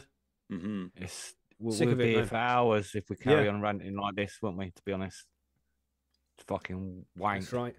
And you know, and for the type of rant we would have, we will get censored on YouTube. Yeah. So if you want to come and have these rants, because we do have these rants, everybody, but they're behind closed doors in the Patreon sessions on the last Friday of every month. We get in there, we rant about some shit. You know what I mean? And we have a good crew. So if anybody wants to join us for those, make sure you become a Patreon and all that shit. Percy'sGrowroom.com/Patreon and come and join us for the Patreon session. Always a good time. I feel like we should do it more, man. We don't do enough sessions. I do like it. Yeah. Well, we do the Letter League one now and again, but you know, that's it's not the same. It's not the same as the Patreon session. I think we feel safer to speak in the Patreon session. You know, there's no censorship there. You know, we all talk about whatever we want. Maybe what you need to do is like a mid-month Discord session or something. Zoom's better because anybody can join the Discord. Zoom, I have to let them in. You know. Anyway, so that's all the news articles for today, everybody. I'm sure there's more going on out there. We had some good news for the USA. We had just normal bad news for the UK. It's rare that we get any good shit. News, isn't it? Yeah, standard news for us. One of these days, you're going to be like, holy crap, everybody. We got good news. Yeah, I can't believe it, everybody. I know you must have heard by now. But, you know. You'll make a new thing with a... That'd be fucking... news. That's the day I have a heart Breaking attack news. as well. That's it. Whoa, Billy, whoa. And everybody, welcome to High and Homegrown. We finally, after 50 years of podcasting, cannabis has finally been legalized in the UK. You know? We can only grow one plant outside, but at least it's something. And it can't be no bigger than 2 foot tall. That's right. Yep. Yeah. Could you imagine your like Scrog game or your God, yeah, you'd training bring on game your for that Scrog one? game, you would, wouldn't you? Yeah. Yeah, like just let her bring on your LST fucking techniques. Yeah. Man, I'll be moving the kids out. I'll be like, you're old enough now, get the fuck out. I need that room. You know? You know what I'm saying? Get out! Get out! It's either you or the plants, and I chose the plants. And the plants don't answer me back, you little shit. Yeah. You know what I'm Plants saying? don't cost me as much money. Plants don't go complain about the food you feed them. Well, they do sometimes, I suppose. If they do, they do get a little pissy. That's right. They definitely smell better than the kids, you know? Yeah. And they don't talk back, right? Like you know what I'm saying? And yeah, my favorite color is green, so you know that also goes in their favor as well. But anyway, so there we go, everybody. There's no forum news to add, really. Just go and vote on this month's plant of the month. That would be cool. We had Lobby Lobster was the member of the month for this month. Congratulations to Lobby Lobster, and thanks for getting involved in the forum the way you have. It's good to have you over there. There's some updates that I'm going to be doing, but they shouldn't affect anybody, I don't think. There's no major... We shouldn't really notice anything on the front end, other than maybe a little bit of speeding up. We'll see about that. We'll see. Yeah, because there was some server issues as well this week, but they've been sorted now. For like a whole day, this forum was just slow. It wasn't down, but it was slow. And yeah, we got that. We got that sorted eventually. So yeah, just some stuff that needs to be done this week in the background. I don't think you'll notice anything, but maybe you will. If you do, you all know by now I'm working on it. You know what I mean? You don't need to worry. So yeah, that's it. So we got for smoke break. Smoke break. Let's do it. Let's do it. Let's go. Jesus. Yeah, so that news, right? Fuck yeah, no. It's so frustrating, man. Drives you fucking mad. Yeah. Again, like we've got fucking Albanians growing weed in the UK. Fucking surprisingly, that's never happened before, has it? Oh no, the Chinese guy, the guy of Chinese descent was from Birmingham, apparently. Oh right, sorry, yeah, he was from Birmingham. Was. The other one was from Manchester. They just employed a couple of Albanians. Yeah, that's right. Yeah. So I mean, I'm sure that's how it works, anyways. Honestly, it's probably one dude hiring all them when they come over. Yeah. And they're the ones who get in trouble usually. That's usually what you're seeing in the news, right? Yeah, really. Yeah. It's crazy, man. It is. It's scary to see. I hope it'll change soon, but I just really don't think it will. I kind of lost hope now, you know? It feels that way. Get to the point, yeah. You have to remember, I started this whole forum shit back in 2018, like in November 2018. It gets legalized for medical use, and you think, well, surely, just a couple of years away, you know, because at the time I remember saying, you know, most places they legalize for medical, give it 18 months, then they go recreational. It's going to be recreational soon. And here we are still. Well, fucking 7 years since then. 7 fucking years. Well, man. and it's crazy to me that, like, you guys came out and you did your medical so that it could, you know, go through the NHS and what have you. But it's still taking that long for them to get it figured out so that everybody can have access to it through that.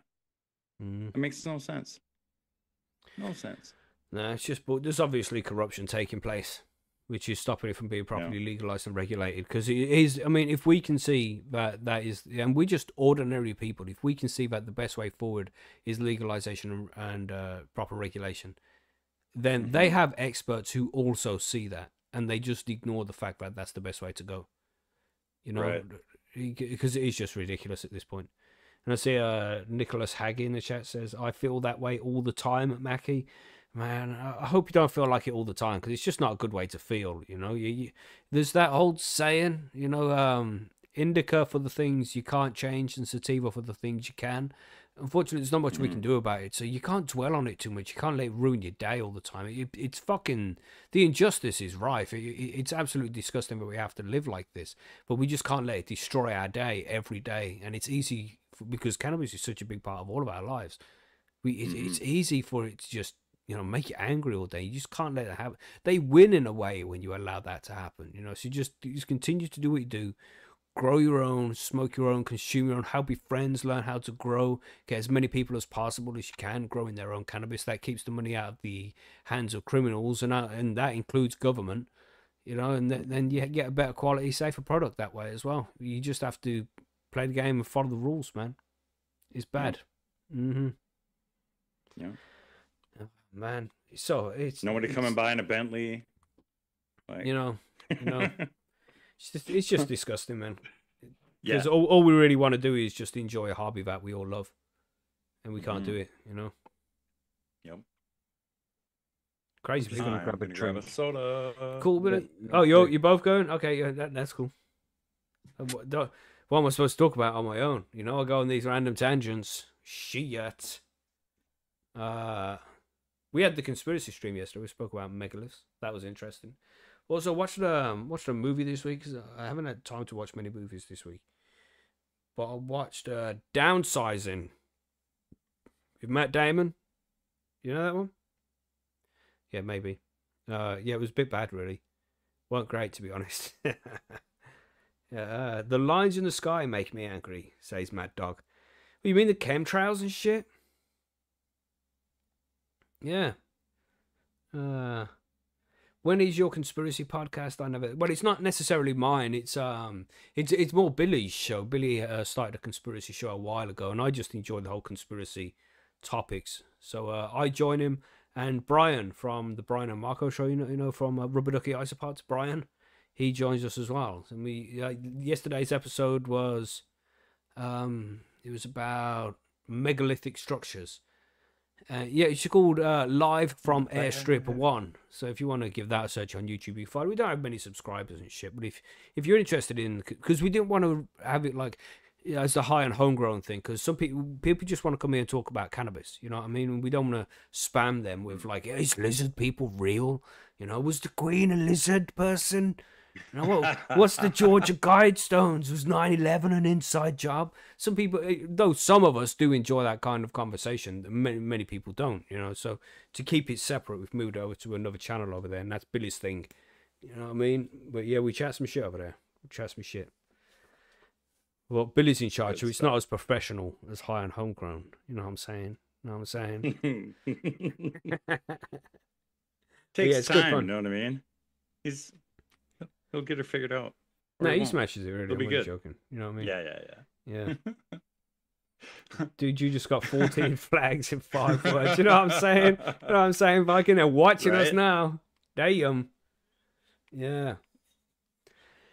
Yeah, but that downsizing movie was so bad. There was this Vietnamese lady in it, and she wasn't really Vietnamese. She was faking the accent so bad. And my wife, right? I take the piss out of her sometimes, because anytime she tries to do an accent, I'm just like, what the fuck was that? You know? She's so fucking bad at accents. And I even made the joke that the lady on the TV was so bad at accents that my wife could have done a better job of it. It was terrible. And it was like all the way for like the last half of the movie, this woman's they're just faking this Vietnamese accent the whole time. It was a decent movie with decent concept, but I feel like there's half hour of the movie where they all visit Norway. I won't tell you much more than that, but that whole section of the film just not necessarily to be there.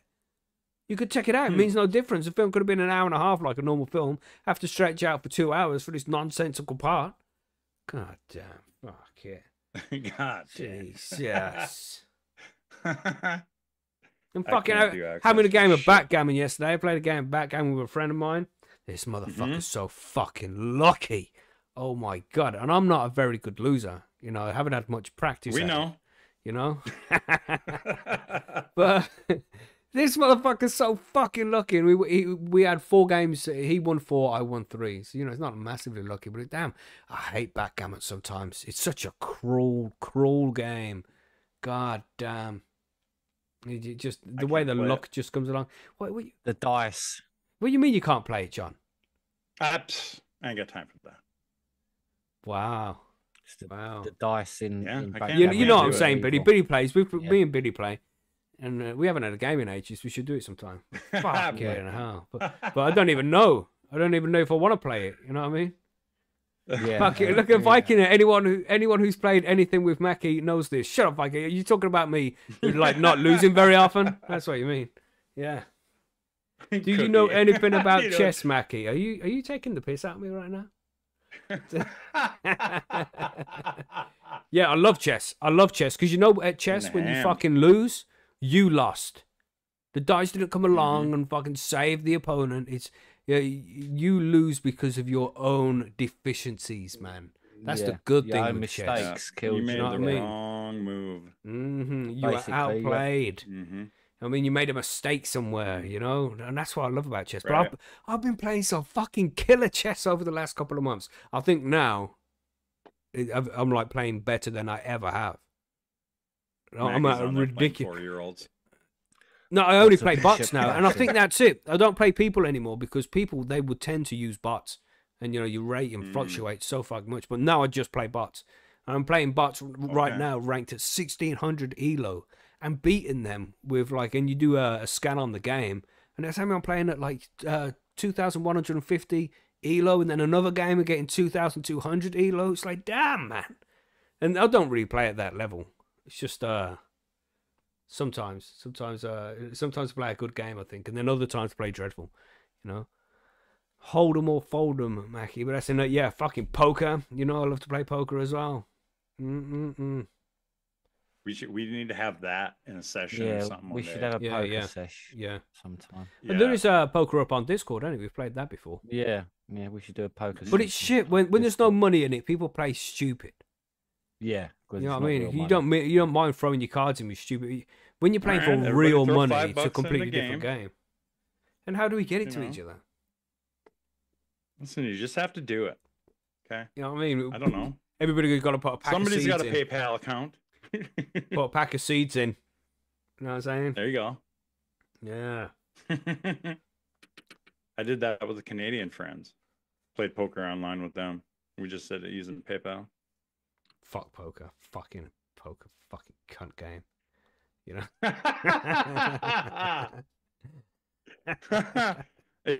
What are you saying, Mackie? I love poker, really. Especially Hold'em. But I like Omaha high-low as well. Or just standard Omaha. That's a fucking great game as well. You know? But I think I prefer Omaha over Texas.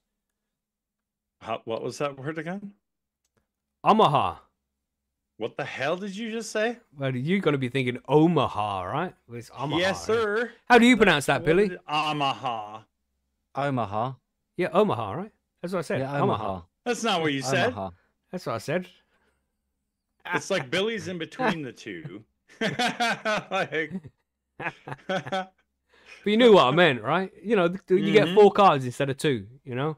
And you make the highest hand the lowest hand. And the parts get split. That's always good fun. But anyway. Yeah, man. I just like playing good games, you know?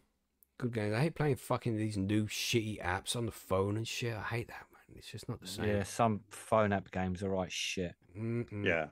They can't even make Tetris normal Tetris anymore. It has to be sort of some bullshit. Some wanky bullshit Tetris. You know, I play chess on my phone. That's just about the only game app that I do play on my phone now. I've got my my Doomsday Trainer. You know that thing? Yeah. Where you like can name any day for any date. You know that thing that I've been doing. I got an app for it now. My record is 9.7 seconds. Yeah. Holy. You know what I'm saying? Yeah. Holy. Anyway. 9.7 seconds? That's not too bad. Yeah, man. Some pretty good math. Depends on what he's talking about, really. Yeah. Very true, Billy. Very But true. does it so it only counts the ones you get right or not? Oh yeah, only counts the ones you get right, yeah. Okay. Oh yeah, because otherwise you get them all in a second. You just guess it wrong all the time, wouldn't you? But I was thinking right. I could do that anyway. You know, it's like 1 in 7 chance. Just keep pressing it until you get one at like 2 seconds. Like Friday. Gotcha. You know, you know what I mean? Done. Yes. Half a second. New record. But you know, what do you have to really gain by that? You know, you're only cheating yourself, aren't you? Really? Exactly. Don't want to cheat yourself. Beautiful. That's right. You're only cheating yourself. Yeah. Oh my god. So yeah, good times. Are we ready to talk about some grow guides then? I think sure. so. Let's make me more depressed. Yeah, this is all you, John. This is all you. No. Let's talk about some integrated pest management.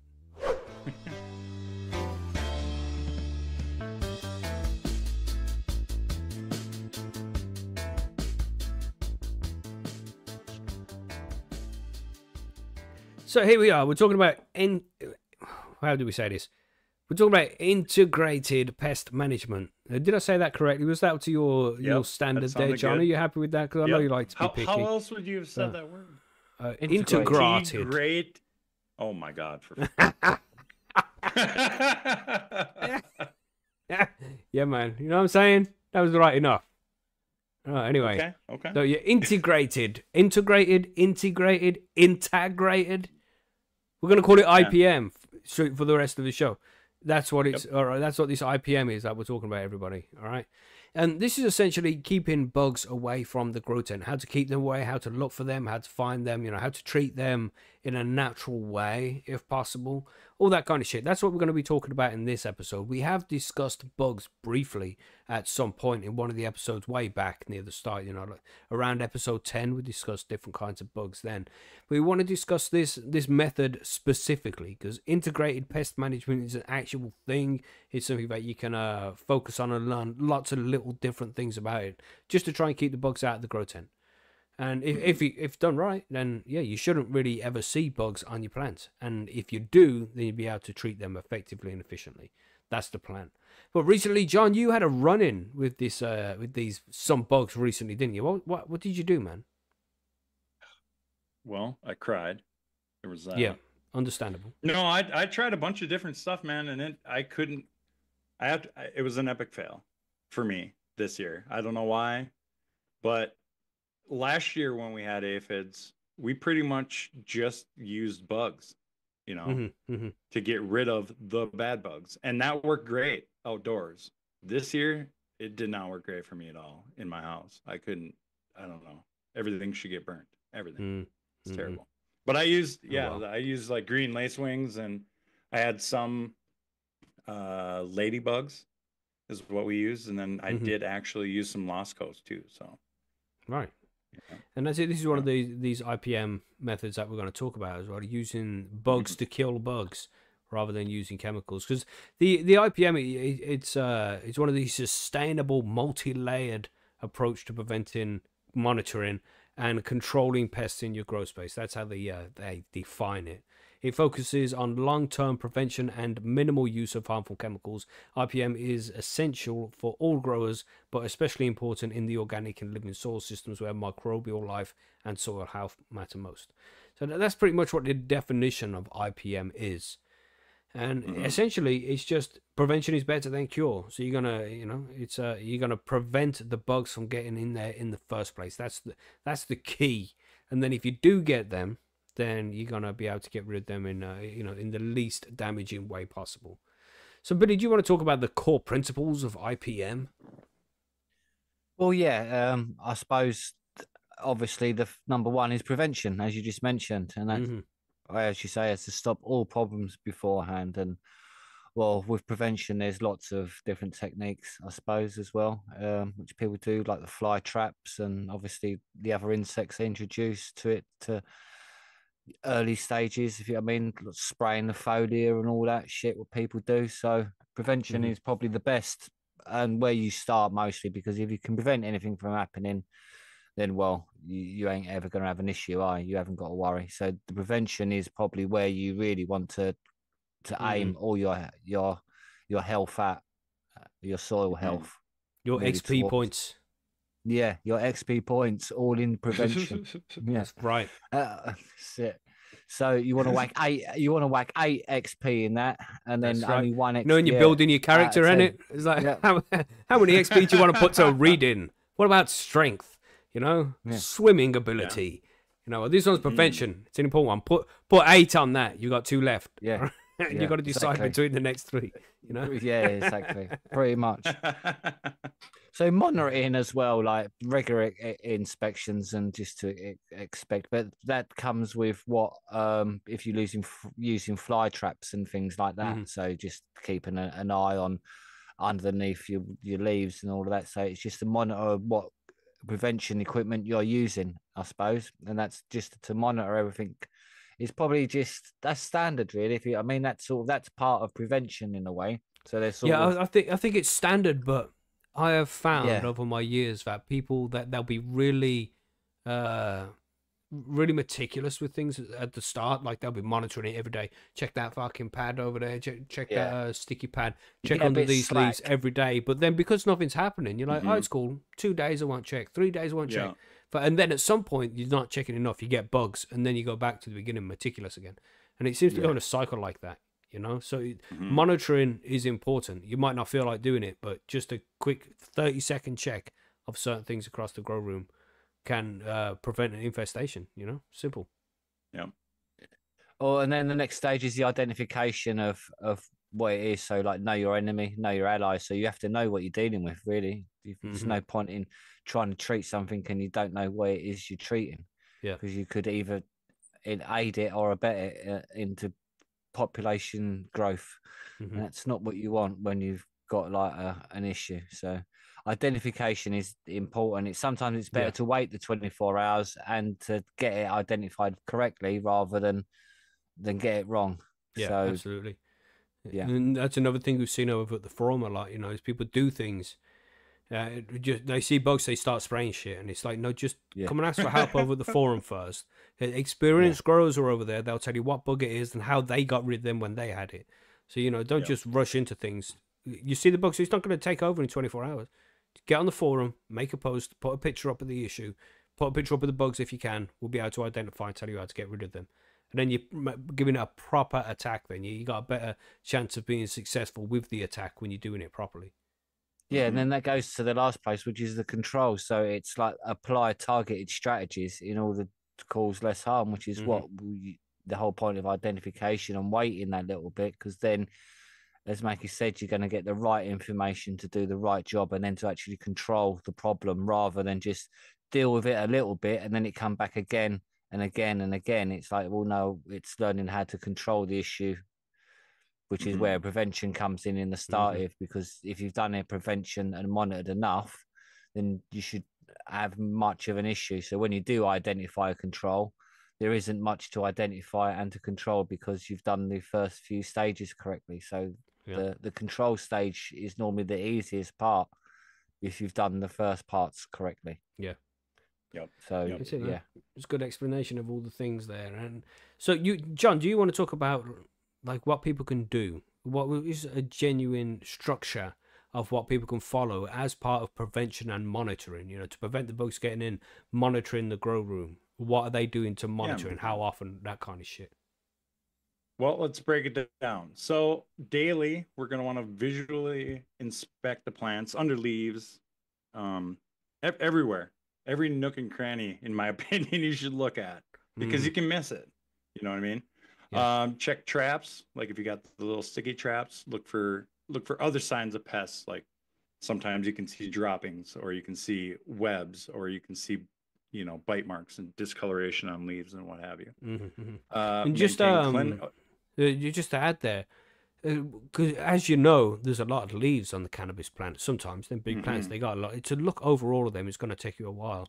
But there's a strategy that I saw. You just get a piece of A4 paper. Well, you got your sticky traps; they should be in there anyway. But you're going to get a piece of A4 paper. You're going to put it over the medium and shake the plant. And then if there's a large amount of bugs in it, they should fall off the plant and land on the paper. And because it's a white piece of A4 paper, you're most likely going to, you know, if it's spider mite, if it's a thrip, it's fungus gnats, anything like that. Well, fungus gnats wouldn't be really on the plant, but, you know, just as an example, it should fall off and you'll be able to see it. It's a lot easier than checking each leaf. So, you know, even piece of paper under the plant, give it a shake, see if anything falls off. And hopefully not. Yeah. Just a quick, easy way to check, so you're not spending an hour every day looking over the whole plant to make sure that you've seen every leaf, you know? That's a good one. I'm going to have to try that going forward now. I like that. I like that a lot. Another one daily would be to maintain cleanliness. So no standing water, no leaves. Keep your area clean. Keep your tent clean. Pick up after yourself. Just don't leave crap laying around. So important, especially that fallen leaves, because the bugs would like to get in and eat weakened parts of the plants, because the plant's got its own immune system, and it's not easy for a bug to just come in and start eating a healthy plant, because the plant will reject it if possible. But if the plant's unhealthy, it's not gonna be able to fight it off. And fallen leaves, they're already pretty much dead. So if a bug gets in and finds that, yum yum. Yeah, you know what I'm saying? Get rid of that shit. Don't let him get hold of it.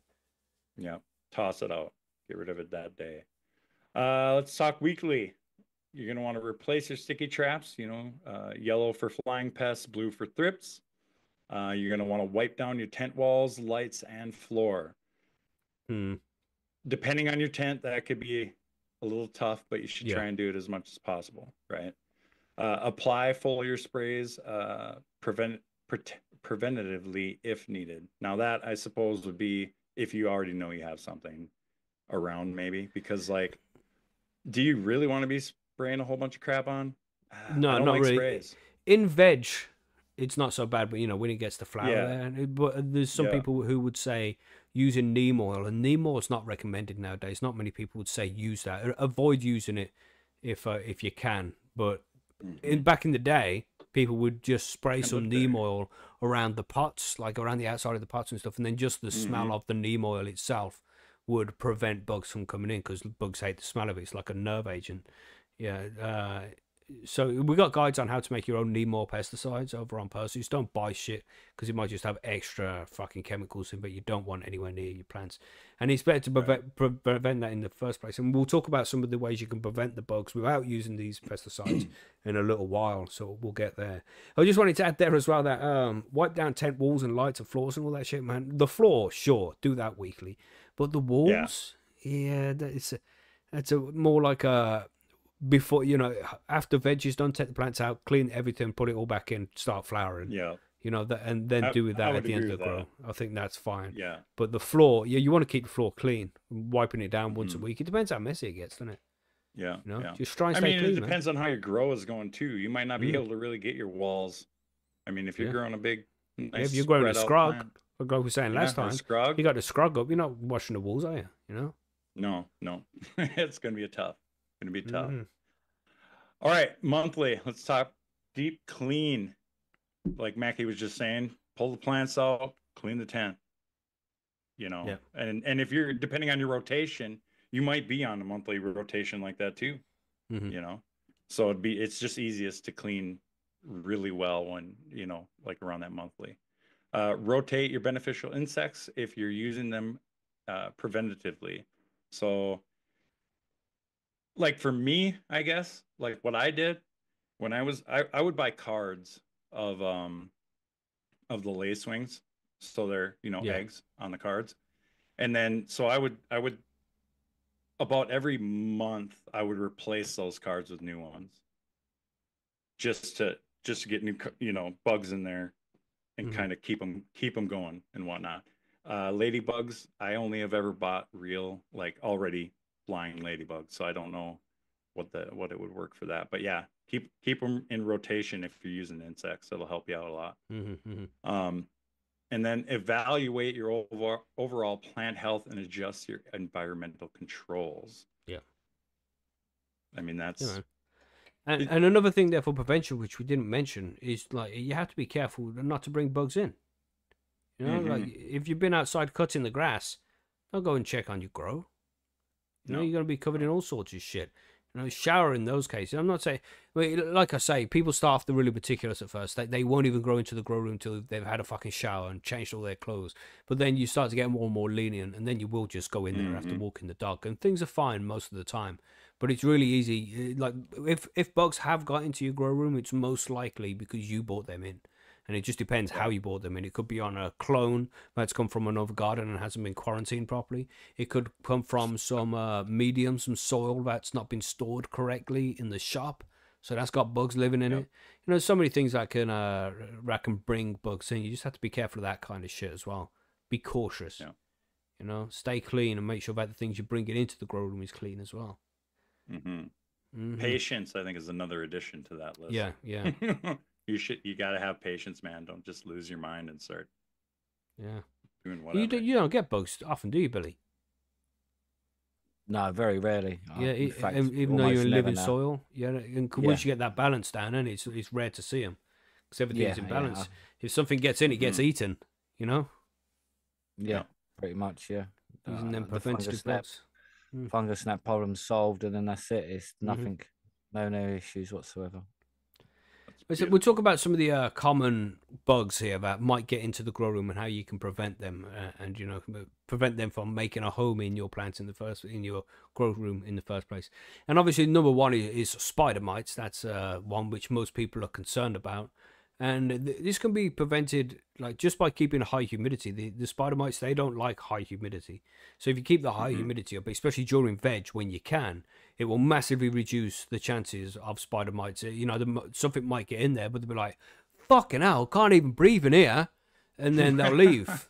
You know what I mean? Because it's not comfortable for them. And when you've got your fans blowing as well, and they're trying to cling onto the leaf, you know, it's like the episode of South Park, isn't it, with the head lice?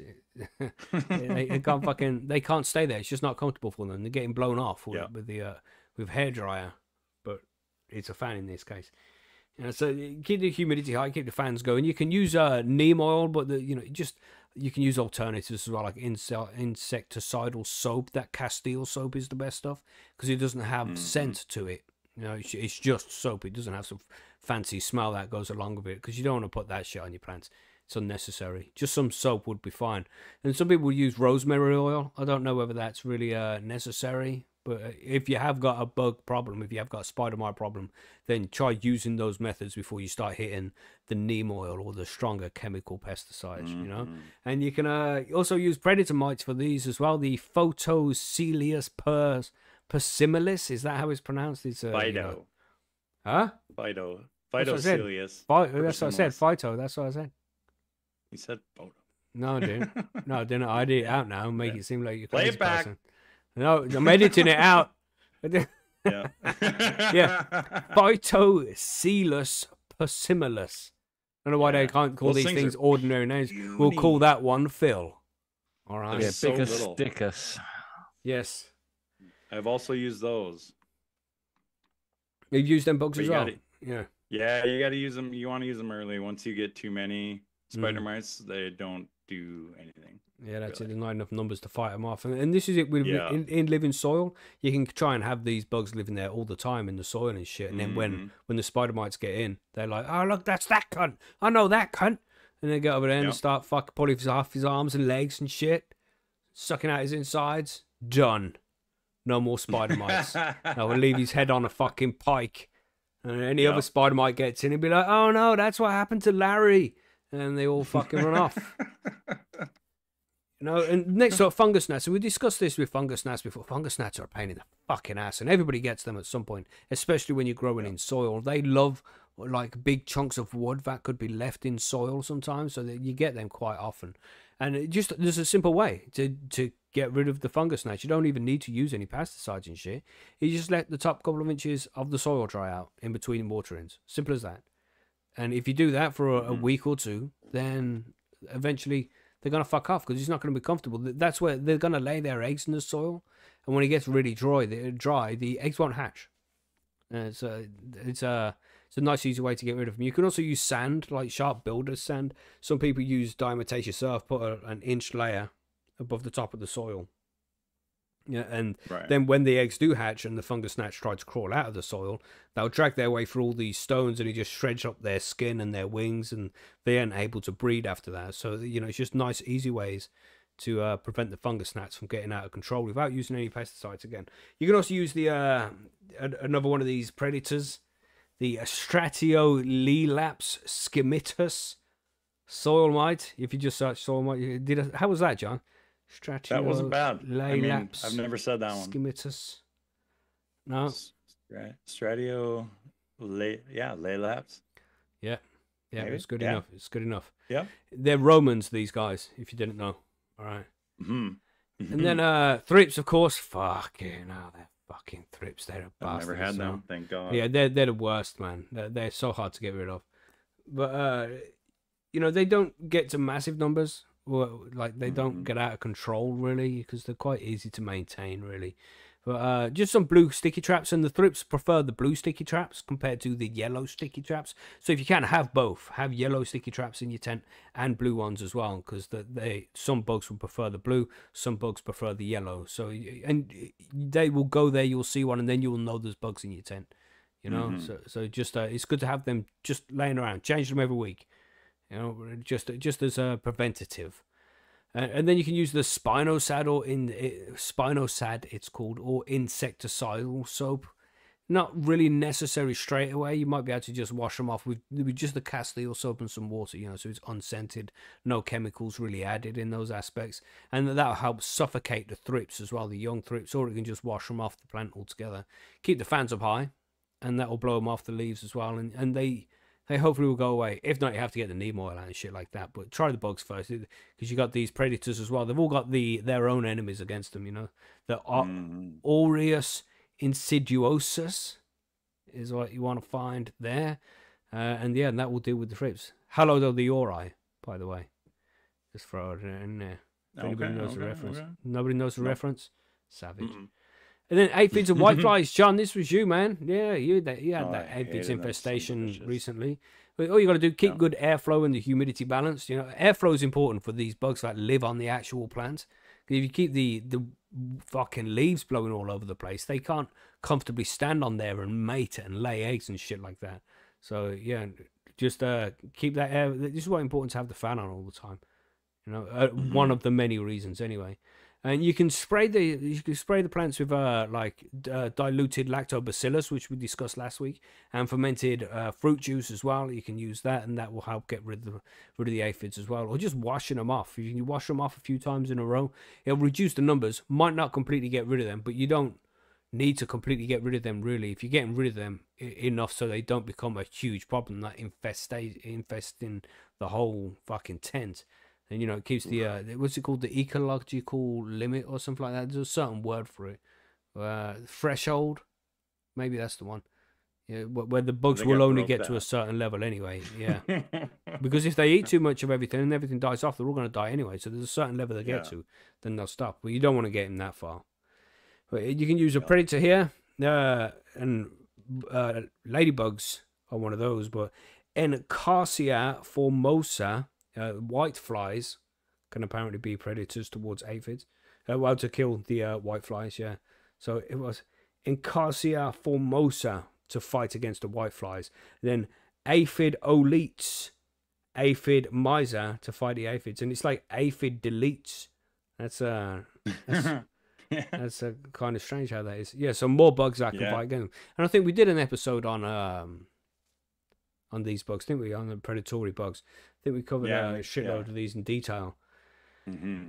Yeah, so as you can see, there's better ways to deal with it than just throwing fucking chemicals onto your plants to try and kill these things for the first place. And if you could just change the environment for most of these, then it will get rid of a lot of them without even any need to use anything. You just change the environment, make it more humid, make sure the fans are turned up, try out the topsoil, catch them with sticky traps. And if any of that works, then introduce some mites, some other insects that are going to kill these fuckers. And this is all done. And these things that you're introducing, they're not going to eat your plant. They're just there for meat. You know what I mean? These are carnivores. Mm-hmm. They want to come in and eat all them bugs eating your plants. Be like, what are you eating that fucking lettuce for? And then yum yum. You know what I'm saying? You gotta go. You know what I mean? Yeah. Yeah. So check those out first. But there's also some beneficial insects you can introduce to the grow room, which could be there all the time. You want to talk about those, Billy? Yeah, well, obviously, ladybugs is definitely the most popular and well known, really, out of all of them, isn't it? To be honest, and a lot of people introduce ladybugs to their tents. You've done that quite often, haven't you, John? Mm-hmm. Yeah. The savage thing is, though, is they only eat meat, so when there's no bugs, they die of starvation. It's sad. Yeah. Yeah. Or they fly off and leave your tent because looking for other bugs to eat. But either way, you're going to lose your ladybugs and you have to get some more in. And they're quite expensive as well, really, to be honest. Yeah. Any of them are, and it's more the shipping than the actual bugs. Yeah, that's the thing, yeah. Yeah, if you have anywhere local where you can collect them, then definitely that's your best bet. But also you've got green lacewings, which are good for any early infestations, but again they can only do so much, and obviously die out when there's nothing to eat. So they're the ones you get on cards, aren't they, John? You saying? Yep. You can buy them both on cards and live too, I believe. Okay, so like the eggs and live, so all ready for you to go. So cool. Nematodes as well. I don't really like nematodes, to be honest, for some reason. Don't know why. Just don't like the idea of it. Rove beetles as well, which is another one, which is again for soil pest control.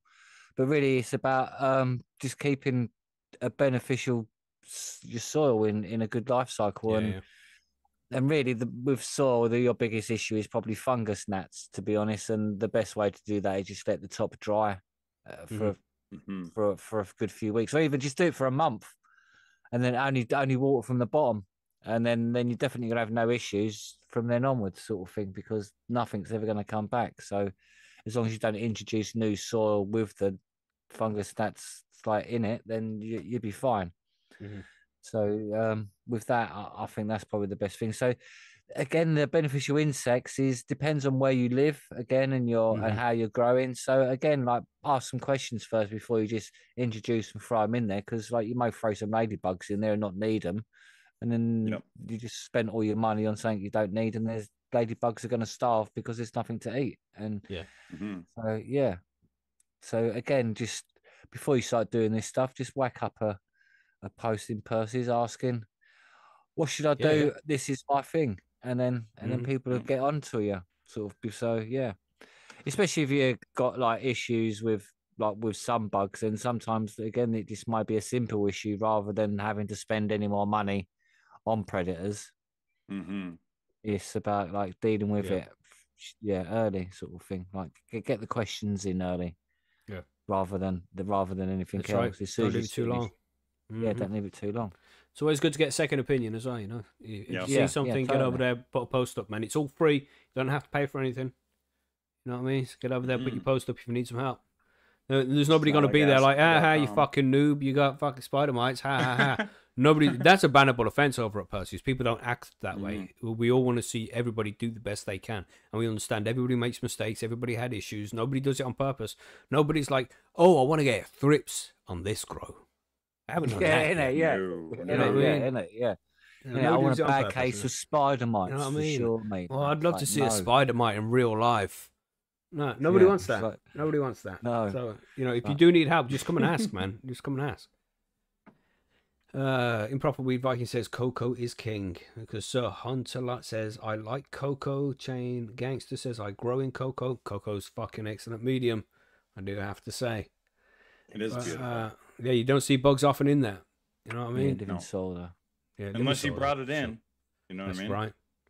But we got some sprays we can use as well, because we discussed recently some of these KNF methods in making your own nutrients, but they can be sometimes used as a preventative for bugs as well. You want to talk about some of those organic and natural sprays, John? Yeah, why don't we get after it? So we got JMS. It's I'm not sure if it's Jadam. I'm not even going to try pronouncing things around you anymore. Yeah. Microorganism solution. It's a fermented leaf mold culture to suppress pathogens. Then up next we got Lab, which is lactic acid bacteria. Outcompetes harmful microbes. A lot of these I have not used. I know of them, but I've not used any of them. FFJ, fermented fruit juice, stimulates plant growth, wards off some pests. Insecticidal soaps, potassium salt-based.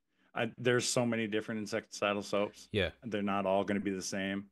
But I have used those, and a couple of them I've used that work pretty dang good. Essential oils, rosemary, clove, peppermint. And you want to test it first before you just get to spraying. Always test in a little area with any of these. Yeah, just on one leaf. Start blasting the whole plant. That's right. Yeah. And then you want to spray. Yeah. And you always want to, when you're using sprays, you always want to do it at lights off or right before they go off.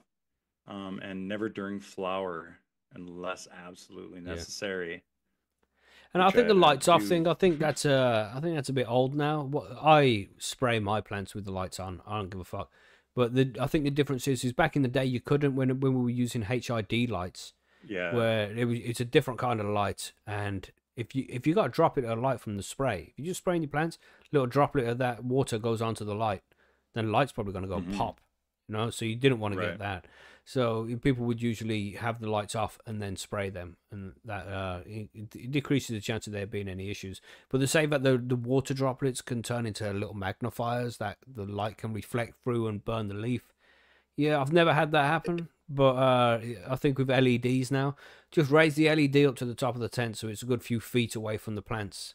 Give the plants a nice healthy spray, and you shouldn't see any problems. And just do that during veg, don't do it in flower, like John said. Never spray anything in flower. So I do it at like lights off, just not so much because I think it's going to burn the plant or anything like that. It's more for I don't want it to dry up too fast. You know what I mean? Yeah. That's why I spray with lights off. Yeah. Yeah, man. Makes sense too. You know. Yeah. And I like spraying with lights off too. Yeah, so there's other shit as well. Mark Reese says the water drop theory has been debunked. Not surprised because it does sound like a bit of woo woo, doesn't it? A bit of bro science. And it's like, oh my god, it turns into Newton's death ray. Like, yeah, that really fucking makes sense.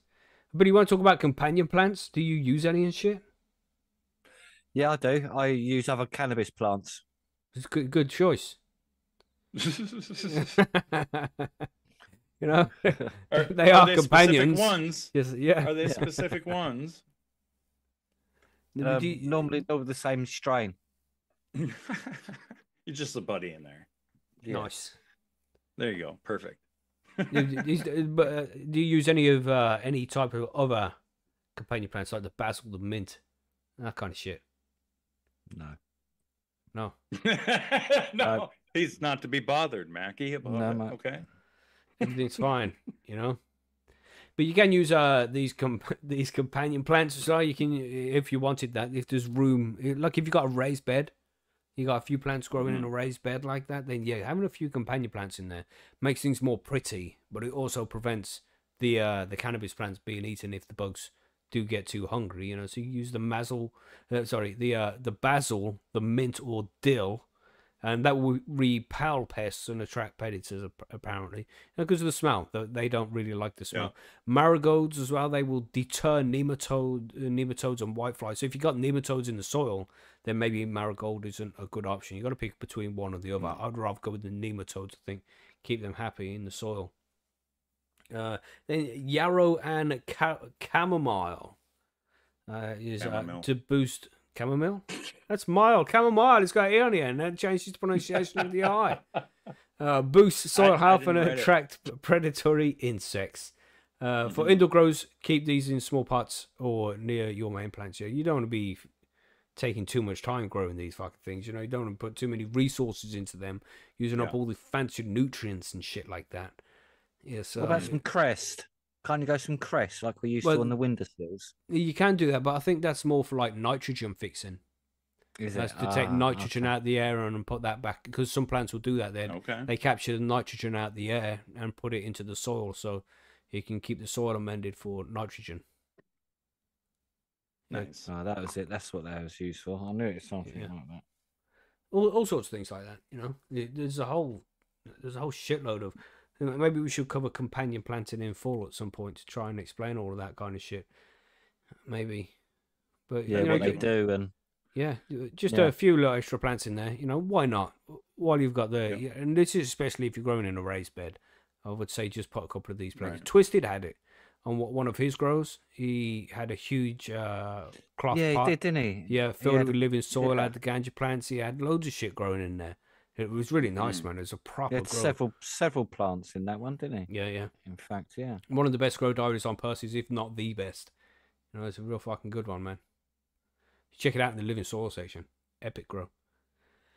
So yeah, that's about it, really. I mean, you want to be building your IPM plan. So identify the common pests in your area. So, for example, you know. And I know we don't get praying mantis here in the UK, and I know they're not going to eat the cannabis plants, but there's other bugs that we don't get here in the UK. We don't need to be concerned about these things, you know. And there's plants up in the north of Canada that there's bugs in the north of Canada that are going to attack plants that we don't have, you know. So it depends on your local area, you know, what's popular in your area, what lives around there, and you know, just because if you don't have them in your area anyway, you don't need to introduce predatory insects to insects that are never going to show up there. So just be aware of that as well. Is it just me, or does a praying mantis sound like he's going to come along and do some kung fu to your plant? Oh yeah, hell definitely. Yes. Yeah, it does, doesn't it? Mm-hmm. Man.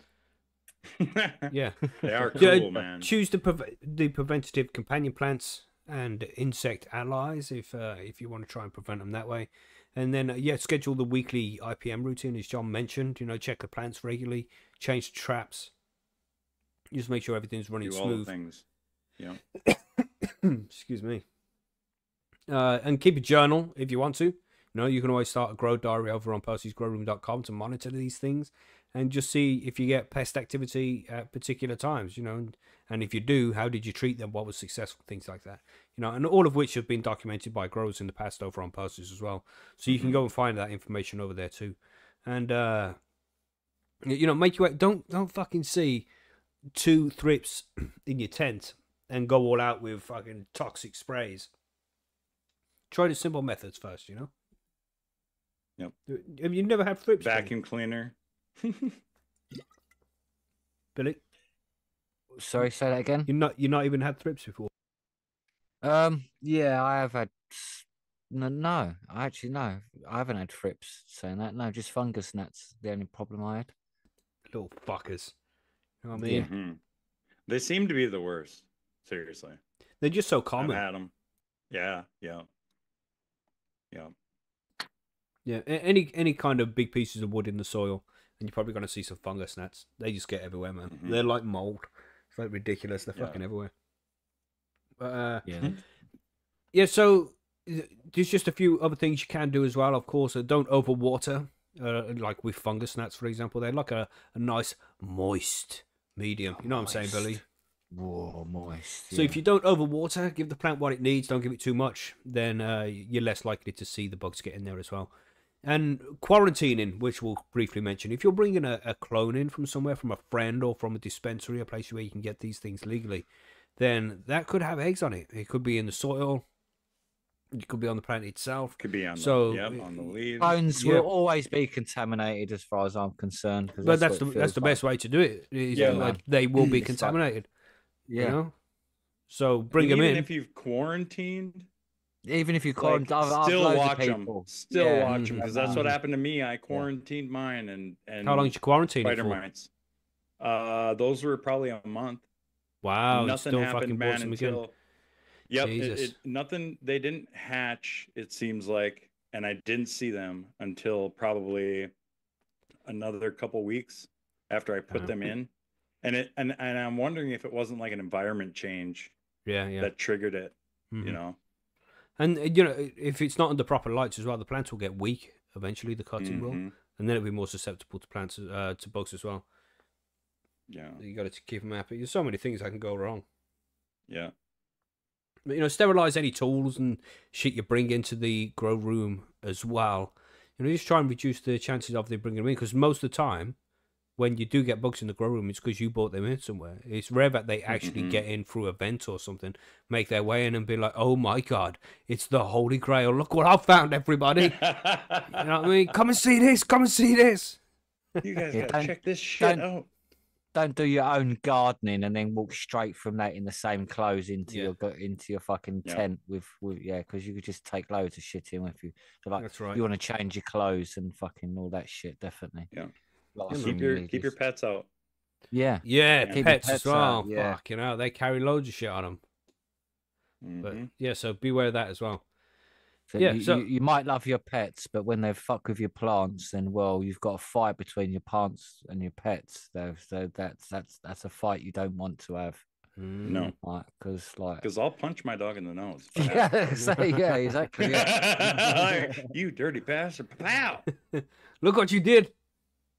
Damn. But yeah, and then of course, as we mentioned as well, just keep the plants happy and healthy.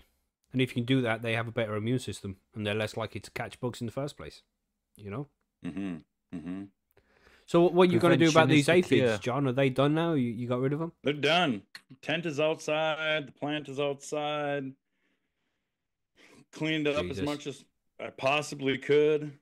And I'm pretty sure it was contained, man, because I always kept ventilation on that tent. I never had it where my exhaust turned off. It was always at least running, so that hopefully if there were anything flying around, it would get sucked up and sent out, you know.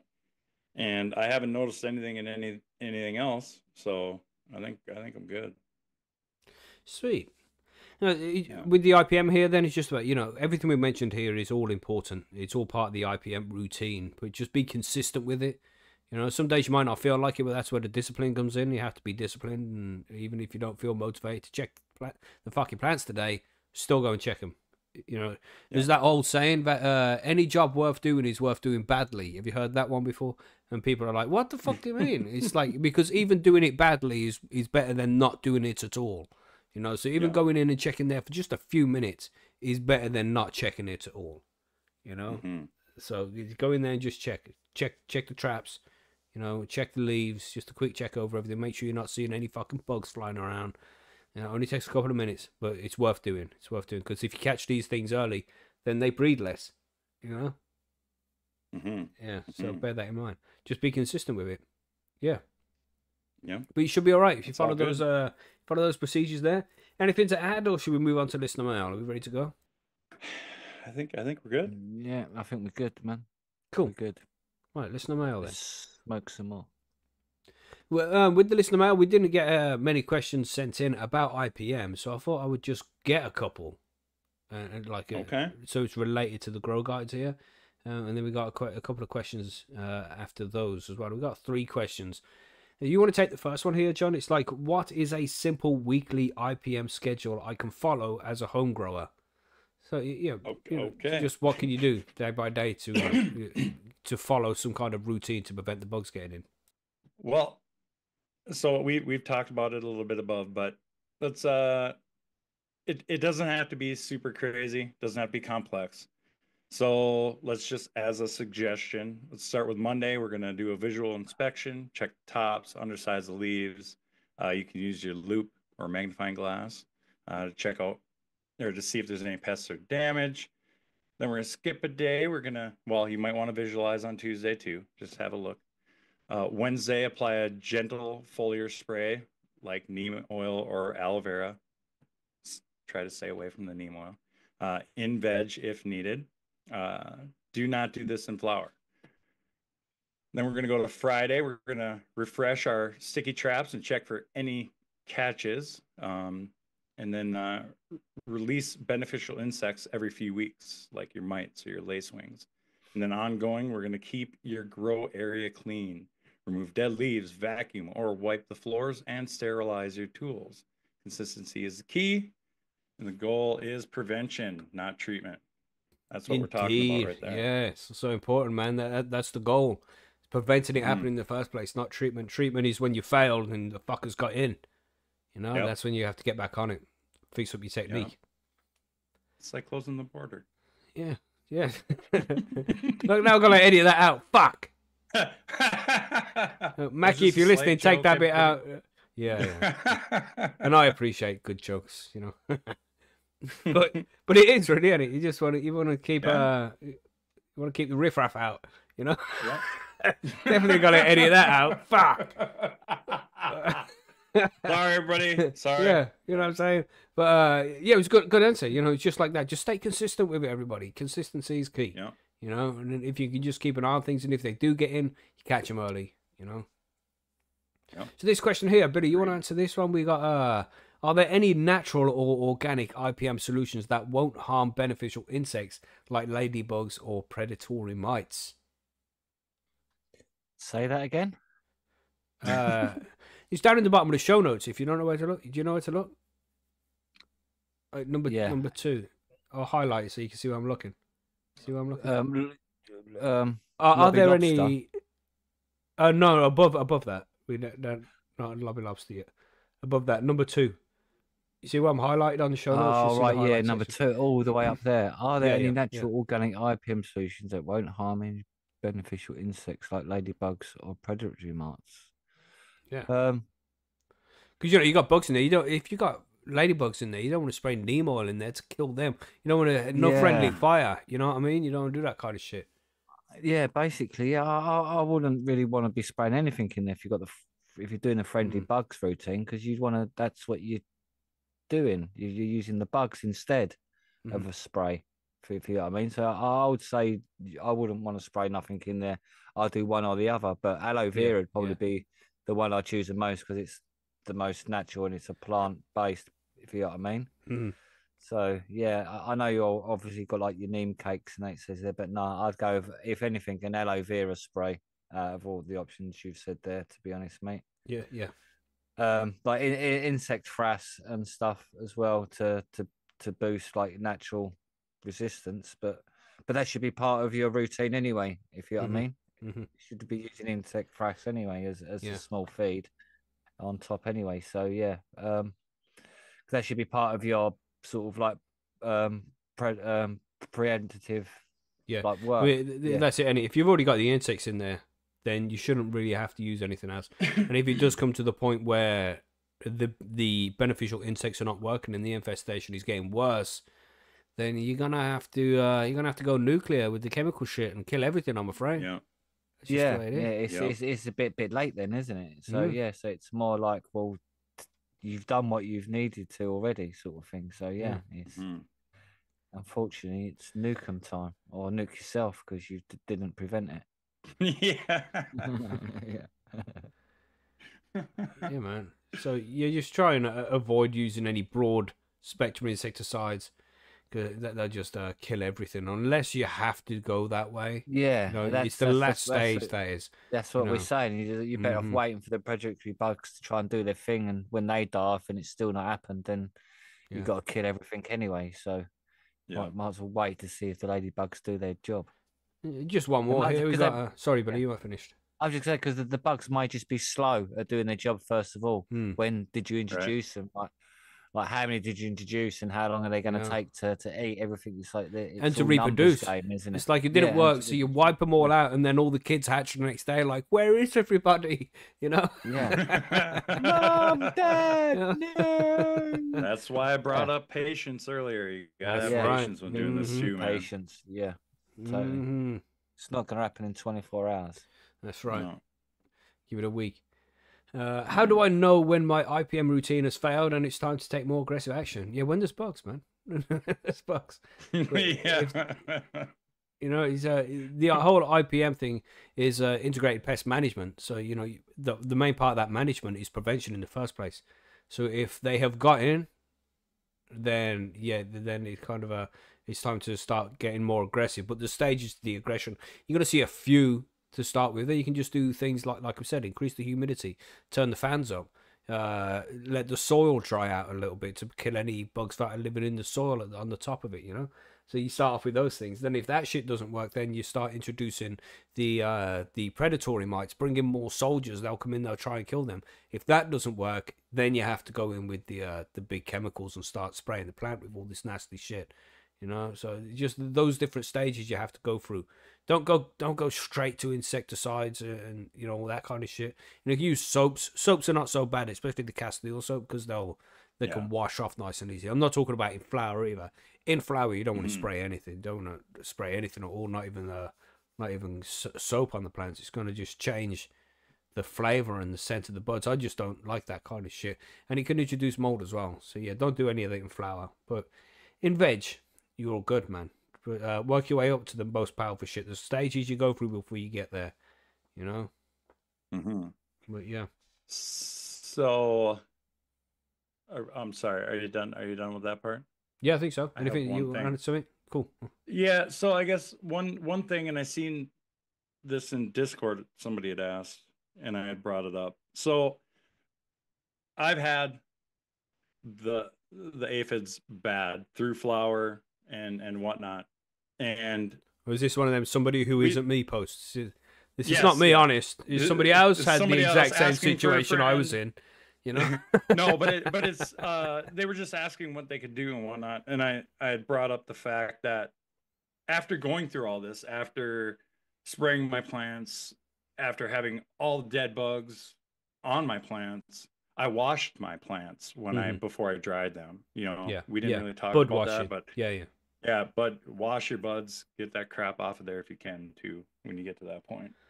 Yeah, have we done an episode on bud washing? I don't think we have we? I mean, we did in series 1, but yeah, I think we did a little bit, but cool. Okay, maybe we have. Not sure, but it is an option as well. I mean, when you've been using all these different bugs, or if you've had a bad infestation, when it gets to the end, you want to wash the buds anyway to get all the poop and the jizz off. You know, because there's going to be loads of insect jizz all over the fucking place. Them insects just running around fucking all the time, spraying jizz all over your buds. Yeah. True story, bro. True story. It's so true, man. You know what I'm saying? People don't think about it on them levels, but I'm a bit of a germaphobe, so I do. You know what I mean? You know what I mean? Ladybird love piss all over the place. No. Oh, ladybird love piss. That sounds like that should be a strain. It should be. Yeah. That does sound like a good one. Somebody get on it. Somebody get on it. Either that or some kind of alcoholic beverage.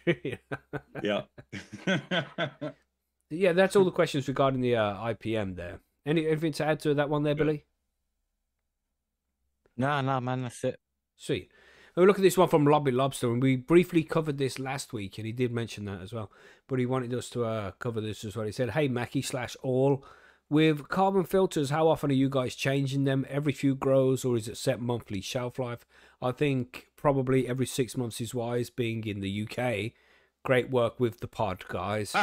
Thank you there, Lobby Lobster. And again, congratulations on being member of the month this month. We appreciate the work that you do over at the forum, man. And we do appreciate it. We don't just say that shit.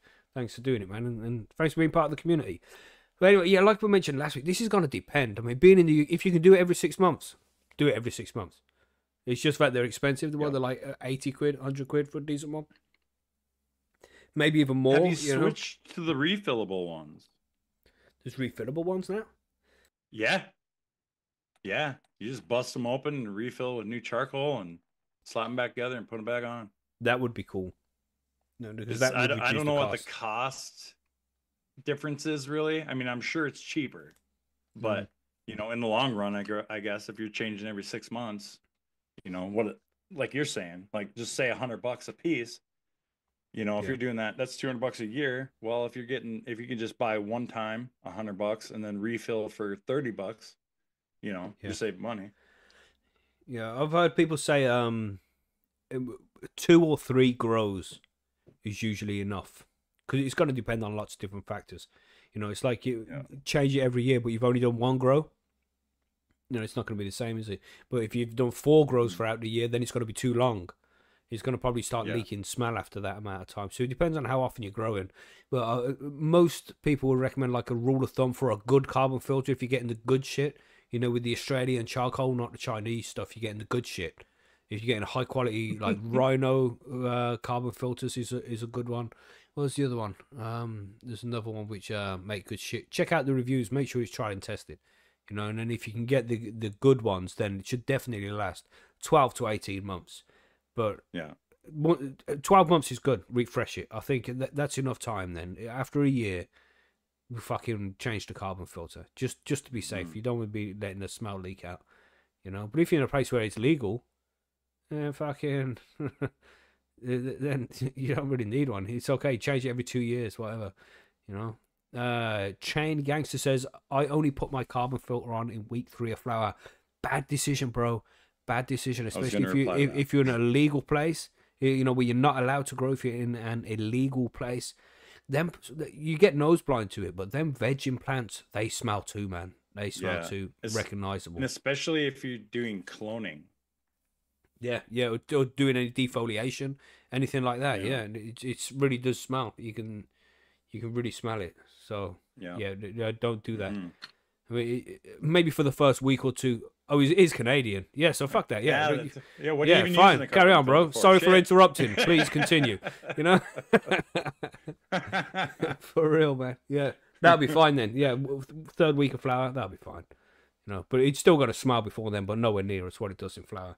You know how it is. You know how it is. Yeah.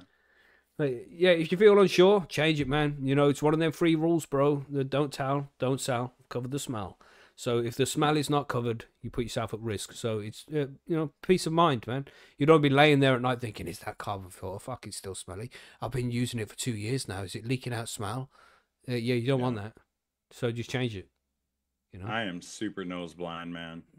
People come to my house all the time. They're like, man, I could really smell your plants. And I'm like, well, I mean, and I exhaust outside.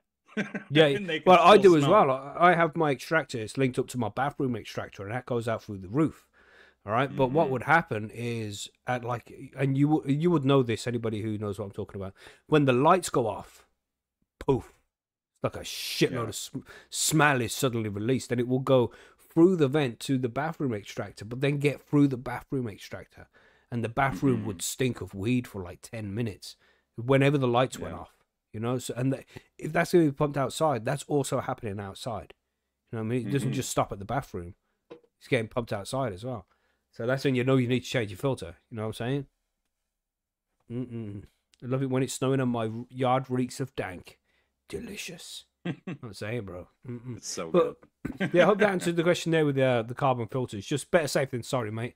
If you can change it every 6 months, do that. 8 months is good. 12 months, definitely. 18 months, you're looking at taking the piss a bit there. You're looking at trouble. Better to replace the filter than the front door. You know what I mean? But right, so we've got the last one here from Irish Grower, and then we'll wrap this shit up. I'm planning on running a Dutch Passion, Durban Poison, and CBD cream and cheese from Seedsman.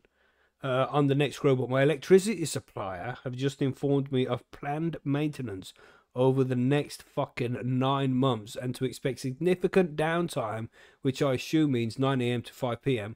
on the days it's off, as it's usually the case here. That's fucked. Where'd you live, bro? What the fuck? Yeah, what? Wait, what? Would you recommend pushing the photos until after the work is carried out and run more autos in the meantime? Yeah, I wouldn't want to fuck with the autos so much, with the photo period so much, because they're just more likely to harm me under irrational light sequences like that. But yeah, go with autos, man. You agree with that? I mean, John? yeah, for sure. Your only other option, man, is to buy a generator. You know what I mean? Mm-hmm. Like, that's shit. That's crazy, man. This was kind of mentioned on the forum the other day as well. It was on the Discord, I think. Well, and it might have been the same guy, or at least he lives in the same area. And I asked him where he lives, and he's called Irish Grower. I wonder where he fucking lives, Mackie. Fuck him. Anyway, I'll edit that out. Shit. You know? But somebody else mentioned the same thing, similar thing, that he's got plants that are like in week 6, week 7 of flower, and he's concerned that the electricity is going to go down over a couple of days while they do some fucking maintenance. And it's like no, I don't think it was Viking. I can't remember who it was. Over on the Discord it was. But they were saying, you know, what should I do here? And it's not like, at that stage, when it's 7 weeks into flower, you don't necessarily have to be concerned about the hermes because of the irregular light sequence so much, you know, re-veg and shit like that. It's near the end. It's going to get through those last few weeks. But to not have your fans running when your plants are so far in flower, and not to have your extractor going through the carbon filter, the smell, the humidity, it's so fucking... It's very dangerous, man. And if you can get a generator in situations like that, I think it would be recommended that you do that. Just try and keep the chances of mold down, and also to filter out the smell, because it's just gonna smell so strong. You don't realize, you know, when you got negative pressure and everything's being sucked out, going through the fucking filter and being pumped out, you don't realize when them fucking fans get turned off, them plants smell so strong, man. So strong. So you really have to keep that filter up and running. And if the air gets still for too long because the fan isn't working, multiple's going to germinate, man. Yeah. Dangerous. You know, so fucking, stick with the autos for a bit, bro. That's a shame. And they're not going to give you any specific time. And, you know, knowing the way things work, it's going to be fucking 12 months instead of 9. You know, fuck. I mean, they must be doing something significantly huge, man. No, they're just doing it slow. Well, but... If it was Japan, it would be done in 3 days. Done. Yeah. True story. True story. What do you think about this one, Billy? What would you say? Autos all the way, mate. Yeah. Saves you a lot of hassle, doesn't it? Yeah, yeah. Lots of stress and worry, yeah. Yeah, you just fucking give them light when it's there, you know? Yeah. And try and get some information. Like, because realistically, maybe they're just saying that it's only going to be a couple of weeks of fucking around. You know, but I would be more concerned about the smell and the fans not blowing than I would about the light leaks. Because that's got to be a big concern. But not the light leaks, the irregular light cycle. You know what I mean? Yeah. Yeah. Concerning. Unlucky, bro. Fuck. Yeah, that's crazy. Crazy. Yeah. 9 months, man. 9 months. Yeah. Generator might be the best option. Yeah. Yeah. Or some solar or something. I don't know. See if you can figure something out that's not too expensive. Or move to a better area. Yeah, but where is that? No, I don't know what solar would do. Like, I feel like you'd have to have a pretty big or decent sized solar unit. Just for fans, not for your light. Yeah. Not for your light. You wouldn't run a light like that. That's just going to take too much power. Even on a generator, that's just like too much power, man. But to keep a small fan running, a couple of small fans, that's doable. I think. Yeah. Yeah. Good question, man. I hope everything goes okay. Let us know over on the forum, because I know you're over at the forum there, Irish. So keep us informed about what happens with all this shit. Madness, man. 9 months. Fuck. That is mental to me. Well, that's all the questions. I think that's everything. Anything to add to any of these? Or should we go to the outro? Are we good? No, I think we're good. Let's do it then. Let's go to the outro. Dance to some music.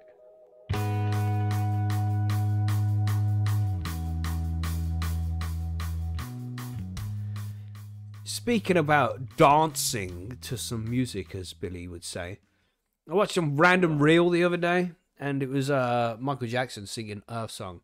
You know the song, and he's on this, and he's on this fucking bridge, right, on the stage, you know, singing his song as he does, and the top bit of the bridge lifts up, the side moves away, and then there's a malfunction, right?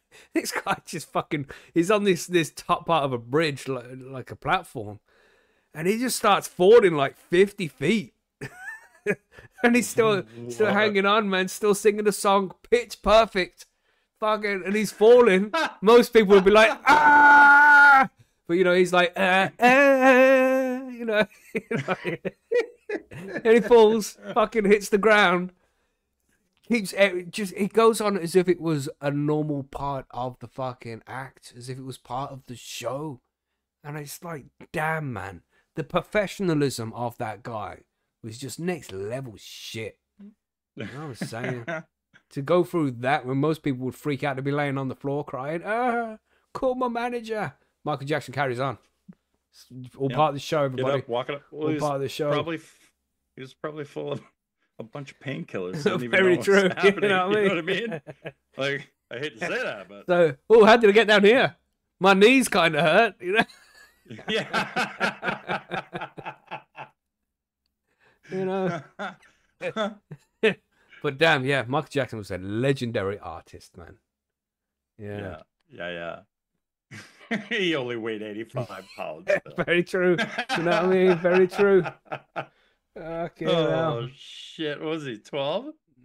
Like, no, at one point he was definitely, but I don't think he was at that time. You know. Yeah. So there we go. I hope you enjoyed the show, there, everybody, and the brief random tangent about Michael Jackson there. Like, damn. Great. Yeah, good show. Everybody check out the Bigfoot vlogs. Okay. Oh yeah, they're fucking cool, aren't they? I'm loving them. Yeah, dude, I can't even stop, bro. Yeah, I can't do it. And it's just so real as well, you know. It's so influencery, you know. It's like, I put some dynamite in these guys' fires, you know. So awesome, and then he just looks so shocked after, like, wow, that was a little bit stronger than expected. That's well funny, that one. Yeah, and the fact he's got an Australian accent as well, makes it even more funny. Yeah, that was funny, great. Man. You're welcome, Viking. Yeah, good Those shit. are so good, man. Mm-hmm. Oh, Jesus. And then I watched a video of a guy saying how he went and made one. What made the video? Like he asked ChatGPT how to do it, and then it told him, and then he went to like Gemini, Google Gemini or whatever, and asked it to make it with that Google VO or Vimo or VO. Yeah. But this is what I do with the Suno tracks. Yeah. You go to ChatGPT, tell ChatGPT what you want, what kind of prompt should I use to get this, and then it gives you the correct prompt. It's crazy. Mm-hmm. Technology's mad right now. I've got to go and play with some of that video software, but you might have to pay for it. But still, I might just pay for it just for the fun for a bit, because there's some fun videos, man. Things are changing. Just a couple of years ago, we had Will Smith eating pizza, you know? Yeah, man. It's changed a lot since then. Tom Cruise everywhere. Yep. But there we go. That's the show, everybody. We could do many more tangents, as we always do. But yeah. Mm-hmm. Do some homework this week. Go play some chess, all right? Or backgammon. Whichever one you prefer. Play a board game. Poker. I'll think about poker. Yeah. Monopoly. Until next Sunday. Yeah. Yeah, it is Monolopy, actually. Sunday. Pronounce it properly there, Billy. I've just got to be on John's side sometimes. Yeah. Why not this one? You know? Why not this one? You picked this one. This is the one you chose. This is the one. It's Mono. How do you say it again, John? You can't even say it. He's just going to say Monopoly. Oh, Monolopy. That's the one. Yeah. Perfect. Monolopy. Perfect. It's like technology. That's right. Right then. Let's go. Beautiful. Goodbye, everybody. Stay high, stay safe. See you on the next one. Yeah, man. Bye.